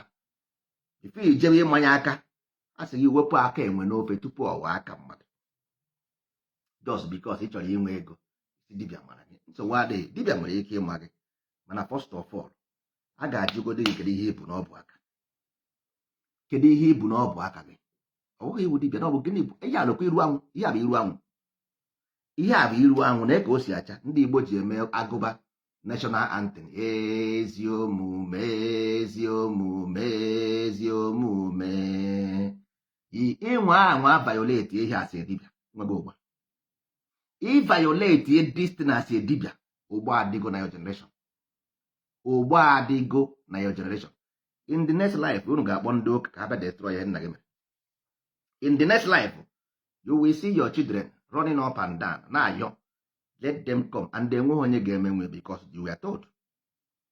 A gwara gị agwa ebe a dibịa bụ ebe a ka ọ dị n'ọbụ aka, ọ bụ iru anwụ. Ịnwa anwa violate iru anwụ nwego ụgba. So before ndị be anyị na-akọ ọ bụrụ na ndị Igbo mara onyinye enyere ha, enweghị n'ụwa niile, enweghị onye nọ n'ụwa ga-aka ndị Igbo ihe mara. Ana m agwa unu eziokwu, enweghị ndị ga-aka Igbo ihe mara ma ọ bụrụ na ndị Igbo mara onyinye enyere ha. Ọ ya ka eji wee sị na focus Facebook, focus Igbo, focus focus focasta, onye na-afụ na ife afụ na nzuzo. Na-ekwe ya ebe a ka ọ dị n'ọbụ aka gị, ọ bụ aka gị na-acha ọcha. Ọ sị gị gbara ihe ọjọọ ọzọ, gị gbara ihe ọjọọ ọzọ. Ọ ji wee sị gị na Daniel nọ n'ime agụ, n'ime ọnụ agụ mana o righị. Ọ sị na Daniel nọ n'ime ọnụ agụ mana agụ erighị. Because ị ga-enwe too much information, you will have too much information and you will be tempted. You will be tempted, but you will win. Shadrach, Meshach, and Abednego. Shadrach, Meshach, and Abednego. Ọkwa ya kpọrọ ha Shadrach, Meshach, and Abednego. Akwasị ya tara ya n'ime ọkụ, ọkwekwe ha gba ha. Ọ ya kwuru, ọ ihe unu kwuru na ana m agwa gị ihe edere n'akwụkwọ unu. Because ama m ebe ha si weta ihe ha dere. Ama m ebe ha si weta ihe ha dere. Shadrach, Meshach, and Abednego nọ n'ime ọkụ mana ọkụ agbaghị ha. Ọ biko ọ na-agwa gị information dị dị ọ contain. Promise me that ị gaghị akpatụ ndị ọzọ ahụ aka. Ị ga-use it for the goodness of humanity before we will discuss. If you violate that, nwanne ịbago na akụkọ iri ene o, nwanne ị violate irigo we n'irigo. Na-akpa ndị mmadụ sọntara n'aka too because of akwụkwọ bread. Dibịa ọbụla ma ihe enidi ya akwụkwọ bread. Ihe o nidiri ime bụ to create employment. From that employment akwụkwọ bread will come. Because ọ bụ ihe o kwere na nkwa. O kwere na nkwa, ọ bụ ihe o kwere, asị onye kwechi ya ekwe, ọ bụ ihe i kwere na nkwa. Iruzie emebe ihe ọzọ. Create employment, then akwụkwọ bread will flow. Mba, ịtọnụọ back, were kwazie ihe nwa, tọnụkwazie. Mba na ọbụrụ ụta ka esi eme onwe. That is why you see our land today God. Lenu God. Because dibia should be guidance. They should be guidance. Ọ bụ ha nwa na-edu. Ha na-edu. Ọ bụ chi na-edu. Mmadụ wuchi ibe ya. Ndị asị ha kpọtara ha ka ha chie. Ka ha chie. Hapụzie nkụta ụtaba bara ime ahịa. Hapụzie ebe ha si echikọ ụtaba bara ime ahịa. A na-achụ ya ọbụla na-achụzi ego. Dibia na-achụ ego. Kemgbe dibia bidoro chụba ego. Kedu mbọsị dibia bidoro chụba ego? Ihe ọ na-emekwa ndị be anyị, ọ na-eyizikwa afa. N'afọ ahụ anya. Negodi afọ ahụ anya. Ihe ha na-ekrieti wụ chances. Dibia create chances. Gwa m ha ego one ka Plato, the founder of Europe, ego one ka ọ nwere na bank. Pythagoras o nwere ego one na bank. Pythagoras. Go and check the host bank. Ọ na enwere ebe akaụntụ for Pythagoras. Where? Now ị ga-aga na Nigeria efucha ndị dibia nwechara akaụntụ nọmba. Fada nwechakwuru m akaụntụ nọmba. Fada nwere akaụntụ nọmba. Pastọ nwere akaụntụ nọmba. Man of God, men of God, men of God. Ọnya mana a sị na ndị ochi anaghị ekwuchi ihe ọfụ nenu maka mgbe ọzọ ịghọtago agaghị m ekwuchi ihe dị n'Igbo kama na mgbe anyị bido ịna-build academy enu anyị ga-ekwu maka ọjị. Kedu ihe bụ ọjị? Kedu ihe ọjị representịrị na human body, human existence? Gịnị bụ ọjị? Gịnị bụ nzu? Kedu ihe nzu nwere to do in Igbo existence, Igbo philosophy, Igbo ideology, Igbo cosmology? Gịnị ihe bụ ọkwa ọjị? Gịnị bụ ọkwa nzu? Kedu ihe bụ ose ọjị? All those things bụ na Igbo Heritage Academy a na-akpọ ịna-build academy, ebe a ka anyị ga-akọwa all these things, everything about Igbo. Anyị ga-episisi one after the other. So anyị ejiri wee mere a way of life so that ngahie ya agaghị gahie ụzọ. Anyị agaghịkwe n'ụzọ, anyị fukwere ụzọ. Otu a ndị be anyị si ọkwa ha wee ndị Igbo, because ndị Igbo sọwụ nta na akara, which was child and direction, which is train and track. Train track kpayo i train si ya i track ọkwa ha train nke na-aga ka na-ekwu, even though not the same thing. Ọ sị gị train her or train him and track him. Mgbe ọbụla ọ chọrọ ịpụ na line ịpịa ya, ọ chọrọ ịpụ na line ịpịa ya. Train and track. Ebe ọbụla ọ nọ, mgbe ahụ na-eme ụtụ ihe na post office, asị a ga-atrak ebe ka ọ nọ, ka atrak plane na-aga n'elu. O nwere ndị nọ na tower na airport na-atrak the plane. So every human being is being tracked. Every human being a na-atrak ya atrak. Ebe ọbụla ọ nọ is being tracked. Train and track. That is ya na-akpọ train track. Ya mere train ji aga n'okporo igwe. Mgbe ọbụla train pụrụ n'okporo igwe, ahụ ụnụ ahịrị tren pụọ n'okporo igwe, ịmaka ihe je ka ime na so ọhụ ọgụ nne na-agbara nwa, ọhụ ọgụ nne na-agbara nwa, mana ọ bụ na a sị na akọruo egeruo. Ihe a bụ Igbo heritage, enweghịzi ọzọ. This is where we live, where we eat, where we shit. Every information we eat is from Igbo heritage. We don't eat anything from outside. Mmadụ ajụkwana m which book you read, because I don't read any book. I don't know any book. I only know Igbo heritage. Igbo heritage nwere enough. Anyị nwere 900 books. Only Igbo heritage contain 900 pages. So why should I read? Agụchara m nke m nwere. Agụsibeghị m nke m nwere wee bụrụ ọzọ.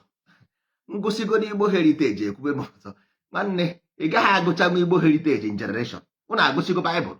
Ndị na-agụ Baịbụl aka na-ajụ ha, agwọ na-ekwu okwu. Ha amaghị ma agwọ na-ekwu okwu ma agwọ anaghị ekwu okwu. So anyị agụsibeghị Igbo heritage. Anyị ga-agụgori nta akara, which is train and track, which is ọkaigwe, ọkalụrụ, ọkammụta. Anyị agụbekwe ntọala Igbo, which is ntọala na nsọala na ibe ya. Anyị agụbekwe ọdịnala Igbo, which is ndozi ọdịnala. Ịghọtago? Anyị agụbekwe omenala Igbo, which is omume na-eme eme. Anyị agụbeghị emume gị. Enwere omume nwee emume. Anyị agụbeghị. Kedu ebe a ga-ekwu m gị na onye gara ibe ya? So nwanne, mmadụ ajụkwana m ụda asaịdị agbeghị ekpeme ebe. Nwanne, ebe a ka m na-eri. Ndị a panyere m ihe apanyere m, abụnyere m gwogwo, and ndị wee promise kwe ndị be anyị. Aga m enyekwa gị otu a. E nwere dịsị ntọala Igbo, nta akara, aga m enye gị, anaghịkwa m gị ego. I don't ask you money. Aga m enye gị nta akara free of charge. Ọkaigwe, ọkaala na ọkammụta, aga m apanye gị. Igbuwa isi ga-adọnye ihe n'ime. Ihe a na-akpọ ya mystery school. Ka mystery school, school of mystery, your own story, to write your own story.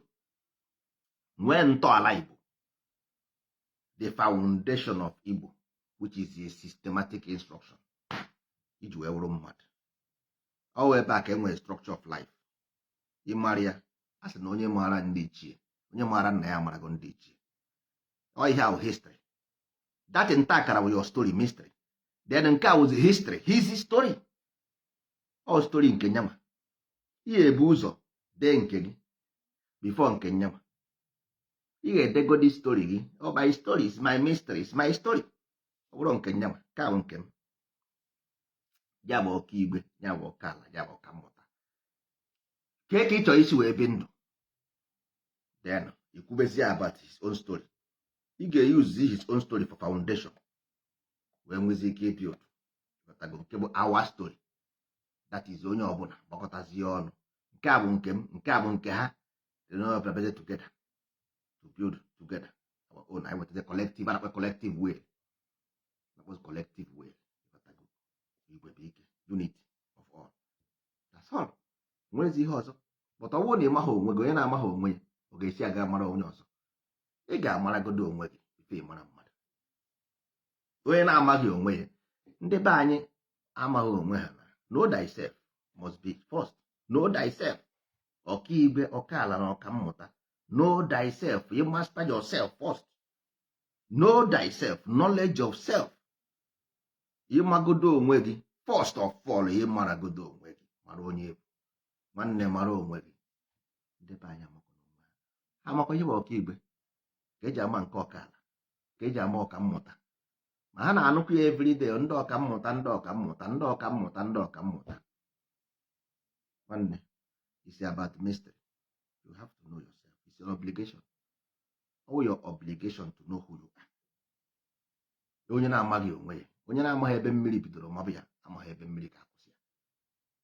Onye na-amaghị ebe mmiri bidoro mabụ ya, amaghị ebe mmiri ga-akwụsị ya. Life is full of fraudulent deceit, lie, hate, murder. Ịmara onwe gị mee ka mbe nsogbu n'ime okpokoro gị.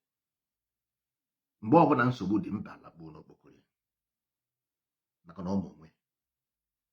Mara onye na-amaghị onwe ya, maha mgbe ihe ọjọọ na-eme, ọpụta moto apịa ya, asị na ụkpana okpoko buru ọ na nchichiri. Ọ naghị anụ ihe onye mere moto apịa ya, maka na tren na-ada ụda. Tren na-abịa, họn ya na-egbu nnukwu, a na-akpọ ya opi ike. Gbuo n'opi ike n'ugwu, gbuo n'opi ike na ndịda, gbuo n'opi ike n'ugwu na ndịda, ka ndị na-ekweghị ekwe bịa kwere. Tren na-egbu opi ike. Eji wesikwa gị tren and track. Tren with the most information, the most vital information, and the plane. Train and plane, the most vital information. Plane na-efe efe, ofufe bụ religion, to worship. Ofufe bụ ofufe, religion. Plane na-efe efe. Sị gị wenite n'obi unu elu, wenite n'obi unu elu. Onye ahụ plane na-eme. Ife efe bụ iwenite obi gị elu. Ndị ọcha mere ọ na-efe n'elu. Ekwu na akwa ikiri na anyị kwa ikiri. Ndị ọcha na-akwa ikiri ụlọ na village ụlọ sị na dibịa na-eme ome otu ahụ fuo. Ọ ikiri ka plane na-akwụ, obuko mmadụ 200 kwuru ikiri pụọ. Ndị be anyị ka na village makpụrụ sị ha na-akwa ikiri. Nsogbu adịghị. Anyị ga-eje ka anyị jezuo n'ike ụmụ ibe na anyị emewe ka anyị si eme. A sị na dịka ekwu ụka ọha eburu ya gafe ama nna ya. Ndị Igbo sị na ha na-eje ịgbanye mmọnwụ, ha na-eje n'ọdụ agbụsị.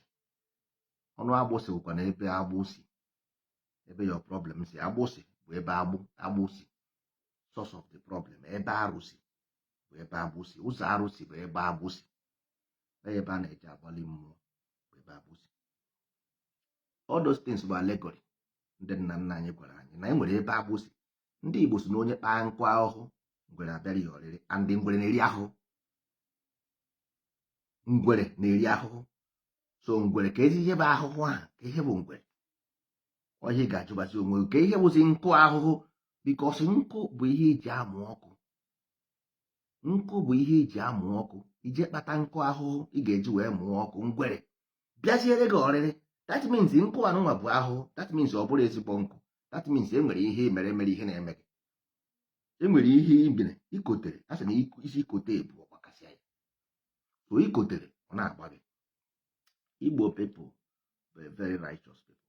Igbo inside, not outside. Igbo inside despise ihe ọjọọ.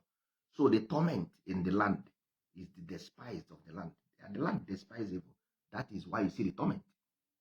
The tormenting of the land is because of the land don't want evil.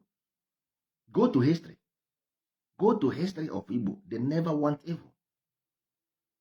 So but ndị be anyị mere ignore this message. They ignore it because they want to prove how strong or how powerful they are. I don't know. But after everything, you are violating the land's law. You are violating the law of the land, not Nigerian law, but the land law. What you are violating is Igbo law, not Nigerian law. That is what is happening. And this thing will deal with you forever and ever.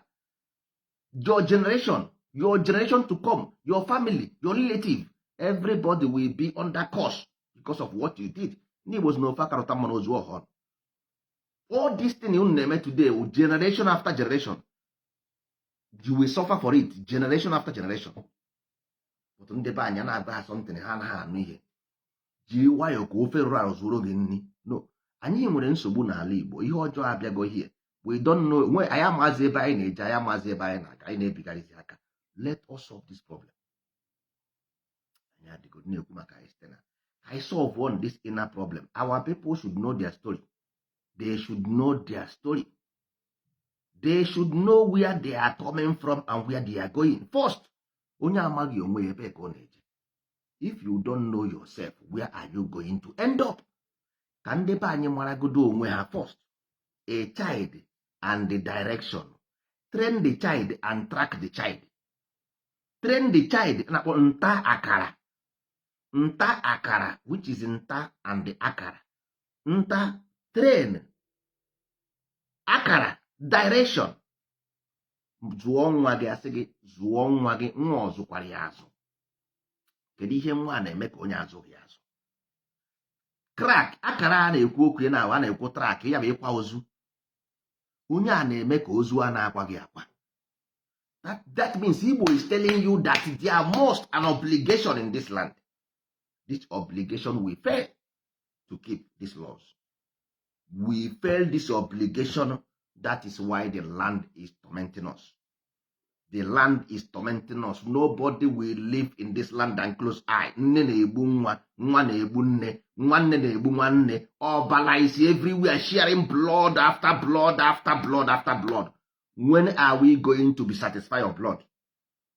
When are we going to be satisfied for blood spilling in the land? When?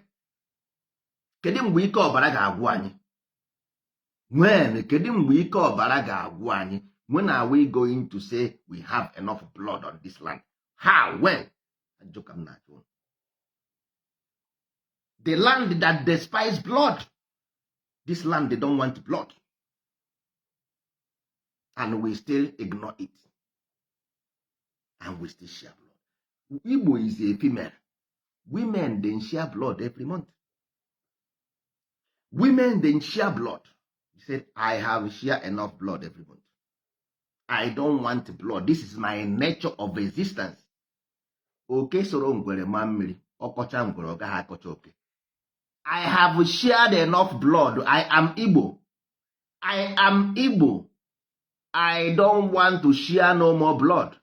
Women's every month then go under pains and difficulties. Simple because Igbo exists. I don't want blood in my identity. Here is where I choose to live. No blood spilling here.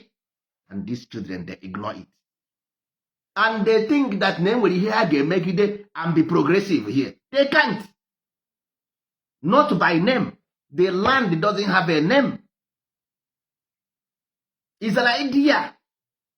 The idea that it creates you, the idea that it created you, the idea we're talking about, whatever you want to change. We know why we tell it and call it Igbo. Because Igbo is savior. It's your savior. Igbo means savior. Igbochi. To save, to solve. This Igbo, the idea of Igbo, gave birth to 9 digital number. Today, computer and a binary code from 0 to 9. That is Igbo number. We call it binary. That is Igbo. Save, to solve. The computer ideology called from solving.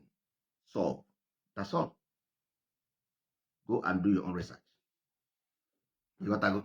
So, but on the bany, ị na-agwa ha something. Ọ na-efe ha efe na ntị. Nwanne, ị gaghị ebu nna gị ụzọ amụ diọkpara. Ọ bụrụ about the ideology of what you want or not what you want. It's about life. Every of your ideology must resonate with life existence.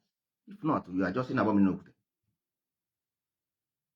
Nkụ dị na mba na-egere mba ndị. Nkụ dị na mba na-egere mba ndị. Igbo say, this is who I am. This is who I am. That's all. And this is how it is going to be. Otu a ka ọ ga-esi adị. You cannot go to opposite. You can't do opposite. We can develop our land. We can give our people better education. Not to this nonsense they have as a Western nonsense. We can give them better education to be progressive. Why are you here in life? To be progressive, to transform. So if the one you have doesn't transform you, after graduate, you don't have no job, no even intelligent. You're still a fool. You're still ignorant. You don't have job after you go to school. But there is no need, no reason for it. Ndị Igbo nwere here ntaka train and track, which is ọkaigwe. Ịgụsie ọkaigwe, gụọ ọkala, gụọ ọkammụta. Nke ndị Igbo onweghị onye yunivesiti gara aga ihe. O nwere ike ị na-arụ plen. Ị gaa ebe ahụ gụkwụzie nke ahụ adịghị ya this one ewuru jenos. Ịgụsịa nke ha ahụ gụọ nke a ewuru jenos. Ị nwee ike ịrụgbu plen because ebe ahụ nwa bekee agaghị akpa bekee sarụ plen. Ọ gaghị eme. Ọ gwazie ekesara plen ịrụwazie plen ọkụ ya ego nke ọrụ. Ọ kụzie ekesara plen na ya yunivesiti. Onye ga-egozi nke ọ rụrụ? Who will buy the one he built? Onye ga-ego ya? Onwe onye ga-ego ya na. So ọ gaghị agwa gị ka esi arụ plen. Ọ wee ebe a ọ na ọka ala na ọka igwe na ọka mmụta. Ọ ya ebe a ka a ga-agwa gị ihe iji isi eme na ụka akpara akpa na isi ka eji ebu ya. Iwepụ isi enwekwa ihe na-agwụ. Igwe onye ara bifo. Jikwa onye ara mee example. Ọkwa isi ka ọ na-eme. Ọkwa n'isi ka ọ na-eme. Ịkụnye ihe ebe a, there is nothing that will destroy it. Ọ ebe a ka a na-akụnye. Nwanne ndị apanye gị nọnsensị iburu na-akpagharị anyị ga-arụ. Ihe ndị a bunyere gị bụ ibu arụ. Ebunyere gị iburu n'isi nwere ihe ibu ya eme. Iburu ya ọnụ anyị gị gwogwo. Eweta ofu akwụkwọ na ịhụ na asị gị ọkwantum physics. Gịnị ka ị na-akwantu ihe ma? Ị na-akwatu physics, na-akwatu ya akwatu. Amaka physics a na-ebuni elu. Physics will lift up. Because all force in a pool, a pulling force. I say akwatuo. And akwatu force akwatu. That means the gravity go down. That means they are dragging you down. They are dragging you down. They don't put that. We want to lift you up and then tell you equal to physics, quantum physics. You equal to physics now. You will bring it down. They drag you down. They indirectly telling you because they are intelligent. They are smart. They use language against you. Quantum physics. Otu a ka enu akwụkwọ a. Nwanne. Before you gafee chapter 1, chapter 2, ichefuo chapter 1. Before you gafee chapter 1, chapter 2, ichefuo chapter 1. Because ihe a ga-akọrọ gị that place, ihe na-agbaka moto. Akọ eburu gị duo Mamfe, eburu gị jee Meduguri, buru gị jee Lagos, si Lagos gbadata Enugu, gbadata Asaba. Agbakwa before you mara ihe na-eme na enwetakwu gị Asaba again. Otu a ka esi agbalitin round. Quantum physics wee sị gị electromagnetics wee jee ebe nwa wee turn ya na the law of Newton. For law of Newton turn ya na to L minus M equals to L. Wee balance ya equation wee nwee na ratio. Nwanne. Ọwụ otu a ka esi arụ plen ma ndị mmadụ a na-arụ ya. Ihe ahụ ka esi arụ plen nwaanyị ga-ekwe arụ ya. Eziokwu ka nna gwa gị. Ọwụ na ị na-ediri ịga ihe na wee hụ plen. Nobody will go there. Na eziokwu. Ọwụ na ị ga-aga ihe arụ plen enweghị ga-aga there. I'm telling you the fact. Because I can kpọọ quantum physics. Is quantum. That is a draw down. They draw you down, not up. They never lift you up, they draw you down. Yes. After ka ị kwantụsịrị ihe a niile, enwego onye ihuru. Bill Gates na-arụ kọmputa graduate from school. Go and check. Apple computer graduate from school. Go and check. Because they found that nonsense. If you want to go, all mechanic. Na mechanic workshop. First of all, you will train people mentally.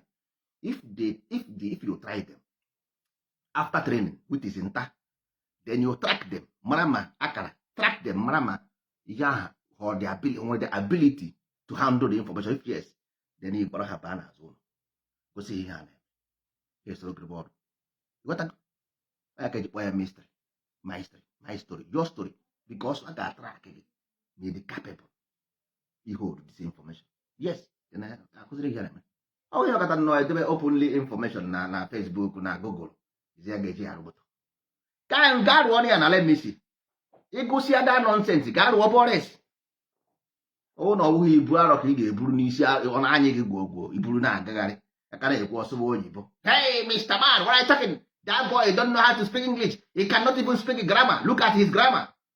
Oh yeah, he gana anụ ndị egburu wayo egbe eriri ga-eri nwanne ndị eriri eri ekwentị mere gị pọpị o gwuru gị wayo nwa bekee gwuru gị wayo nwanne eriri ya eri ịkọtago ndị eriri bụ ọ ndị na everyday na-atụrụ mmadụ oyibo ekpuru isi ndị ọcha apụtasị ya graduate na England and West na graduate na ebu na-akpọ America ahụ na Harvard.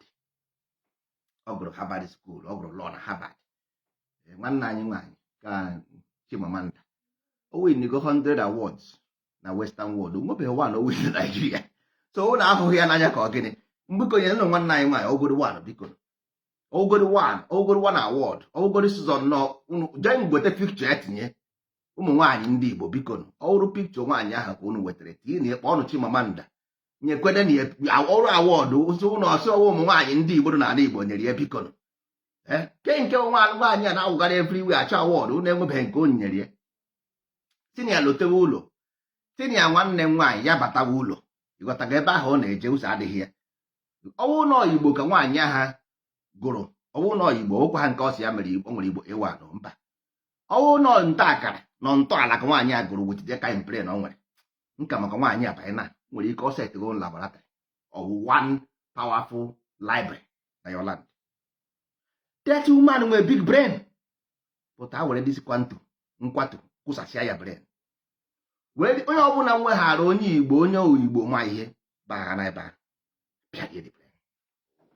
apịarie ya iwu Chinwachebe Chinụga ha another place ha kụrie the brain kwụsa ya gwogwo because ha ma ọwụ ndị ahụ perfect ịhụ na akpọ ya Einstein wee magician, Pythagoras wee magician, ha niile wụcha magician ha niile wụ magicians. Ịbịa ha na ha akụsa the brain dị ha ma ka esi apịasa the brain. Nwanne anyị nwaanyị ama nnukwute akwụkwọ Chimamanda ma ezigbote akwụkwọ ịga ha na ebe a na-agarị gachara onye ọbụla gara ebe ahụ ịgụ akwụkwọ ịhụ ka o si eme ka isi adịghị mma. Onye ọbụla ma akwụkwọ gara na bekee gụọ akwụkwọ watch ya his attitude ịga na mekọ isi mgbaka. Go and do your own research. Onye ọbụla ma ezi olesi onye na-ama ha akwụkwọ okoko onye zuzugharị onye ọbụla ma ezigbo akwụkwọ gara bekee gụọ akwụkwọ chekie his biography ọ ga na-eme ka onye nwee mental disorder. Go and check it. Yes, because that na ihe ha na-etinye n'isi ebe ha ọ bụghị ihe brain ị chọrọ. Ọ bụ ihe aha bụ ihe brain ị chọrọ. That is why ọ na-eme ka onye ọ na-eme n'isi. Go and check onye ọbụla ma nnukwu akwụkwọ gara na bekee gụọ akwụkwọ ka a ga-check ya mental ability ya mental problem. Go and check. Si na asị try just go and investigate. Mana ihe a na-ekwu ebe a bụ eziokwu nothing but eziokwu.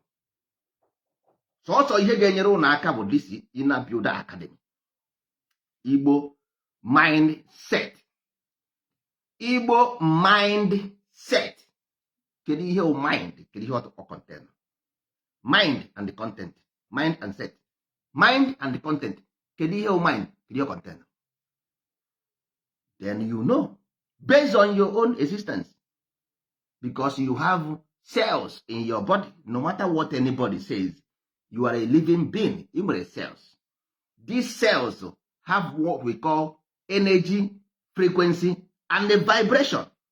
They are the content of your existence. No matter what everybody says, this is fact. You have a chemical compound in your body. You have molecules in your body. So, Why are you going to give a food of dog to a human being? If you are human, you must eat human food. So if Igbo onye Igbo, you must eat the information that resonates to your own existence. There is not must. You must eat rubbish from these people. Or must. It should be secondary. It should be secondary after you have acquired Igbo system. Then you begin to use those ones. Mana look at ndị isi ojii ka we were destroy their children. Every children amụtara. Ọ dịka gasị na plan. Amụpụta ha nwa akwanye dị akụsa ahịa isi. Kemgbe anyị mebere this thing till now, we have never produced any single child. Gasị anyị ka ese ndị rocket na space. No, anyị chi ịrụ ordinary gutter. Anyị akpọ ndị Julius Berger. Ordinary gutter. Ordinary gutter. Anyị akpọ Julius Berger. Mana anyị nwere school for more than 60 years now. Ndị Shell ka na-aṅụ mmanụ, GP ka na-aṅụ mmanụ, Ajip ka na-aṅụ mmanụ more than 60 years. Then all this school ka ihe anọkwa na-eme. What are they doing? What is this school for? Ndị na-ejere njebe atịkwa m na-ejene mana ihe mma bụ na I have chosen, I have made my choice that I have been there. Ejene m ebe ahụ aghara ka ndị a chọrọ ịkụ mmadụ ebe a. Thank God na ndị nna nna anyị ha kpọrọ m sị m bịakwa nekwe ihe a na-eme hapụ ndị. Tinti m gabara nka ihe niile mma ebe a ka m mụtara ya. Ọ bụghị na seminary school. Agara m seminary school enweghị m mụtara ebe a. Agara m technical school enweghị m mụtara ebe a. So ebe m mụtara ihe bụ na disi ntaakara, ntọala, ọdịnala anyị, omenala anyị. O ebe m mụtara ihe m na-eme. And ihe m bụ n'isi kịta ngwodi kịta sefụ nwanne nwee dị ihe dị ka ya. Because ọ dịgo onye ọbụla vibrate ikweghara na ihe otu kwuru ọ ga-enwe the information because I have understand how they pass this information. Agọtago m ka esi apass ya. They told us everything. Ha gwara anyị ihe niile. How do you pass information? Ndị nkịtị hapụ ndị nkịtị na ha bụ ụmụazị. Hapụ ndị ụmụazị jos gba ha nkịtị. Ndị mkpọrọ ndị ma ihe only few ma ihe. This land were small thing. Ndị na-achị ụwa niile eru 100. Ndị na-achị ụwa eru 100. Kpọrọ ndị ma ihe mee ha organize mee ka ha kwere ọfụma you gotta go grow them, no problem. You will see the satisfaction. You will see by yourself. Those ha kwere ha ana ha pụkwara na track. Onye pụọ na track moto pịa ya nke ha gbasara ya nta and akara. Onye ahụ dị na track the name will exist forever and ever. Unu na-akpọ nka nọ unu ama ndị wụ St. Peter ma ị na-akpọ ya ịma St. Paul unu na-akpọ ya St. James unu na-akpọ ya ọma ndị a na-ekwu nọ nke Igbo ndị arọ bi n'agụ ndị ọdụm bi n'agụ ndị niile unu na-akpọ afa hụ na ma ndị ha bụ mba ọ ihe a na-akpọ unu ka ha mere. So ya dị surprise na ọ bụrụ na isoro n'ihe a na-eme echi ndị mmadụ ga na-akpọ gị ka ijọtara ha ayịyọ. St. Chigozie dị asọ jọbara anyị ayịyọ. Maria nke dị asọ jọbara anyị ayịyọ. Chidalụ dị asọ jọbara anyị ayịyọ. Ekene dị asọ jọbara anyị ayịyọ. Ọ ga-eme unu n'anya unu ama ha ka esi eme ụdị ihe ọrụ fere na Baịbụl fere na Koran fere na Buda. Anyị na-agụ na ka esi eme ya maka na anyị si n'eluigwe gbanata anyị elekọtaghị anya ahụfụ dị too much ebe ndebe anyị nọ. Anyị si n'eluigwe gbatuo wetara unu ozi ọma. Ihe anyị wetara unu ozi onwekwa onye anyị nara ego ka ọ ghara isikwa na ego anyị ka ego unu ka anyị na-achọ. Anyị ngwa bụ ndị kwere unu nkwa bụgo onye na-ekweghị o nwere ihe anyị si gị nye anyị mba ka esi ewu nso ka ihe ga-eme ya accuse of. We don't ask you mana anyị si n'eluigwe wetara unu ihe ọma. Ihe anyị wetara unu furu efu anyị wetara unu ozi onye na-ekweghị ekpe n'ozi ọma nyanwa mekwara onwe ya. Ntaakara Igbo free of charge your story. Ntọala Igbo free of charge your ancestor story. Ọdịnala Igbo free of charge your religious story. Omenala Igbo free of charge your cultural story. Ị gara akpa isi na mmadụ asị gị ya ukwu ya ekwere gị na nkwa. Community organization build a perfect community for you, give you job, give you social security, give you retirement benefit. Anyị efere unu bye bye. Enigwe awụrụkwa nke anyị ejekwa isi bịakwa n'eluigwe nakwara onwe anyị. Anyị wetara unu ozi ọma here. Onye chọkwa igwe onye achọkwa n'igwe ya na iberibe nwụọ. Iberibe nwụọ onye iberibe nwụọ onye iberibe edie ya. Ịghọtago? So ụmụ ibe ọ ga-adịrị unu na mma.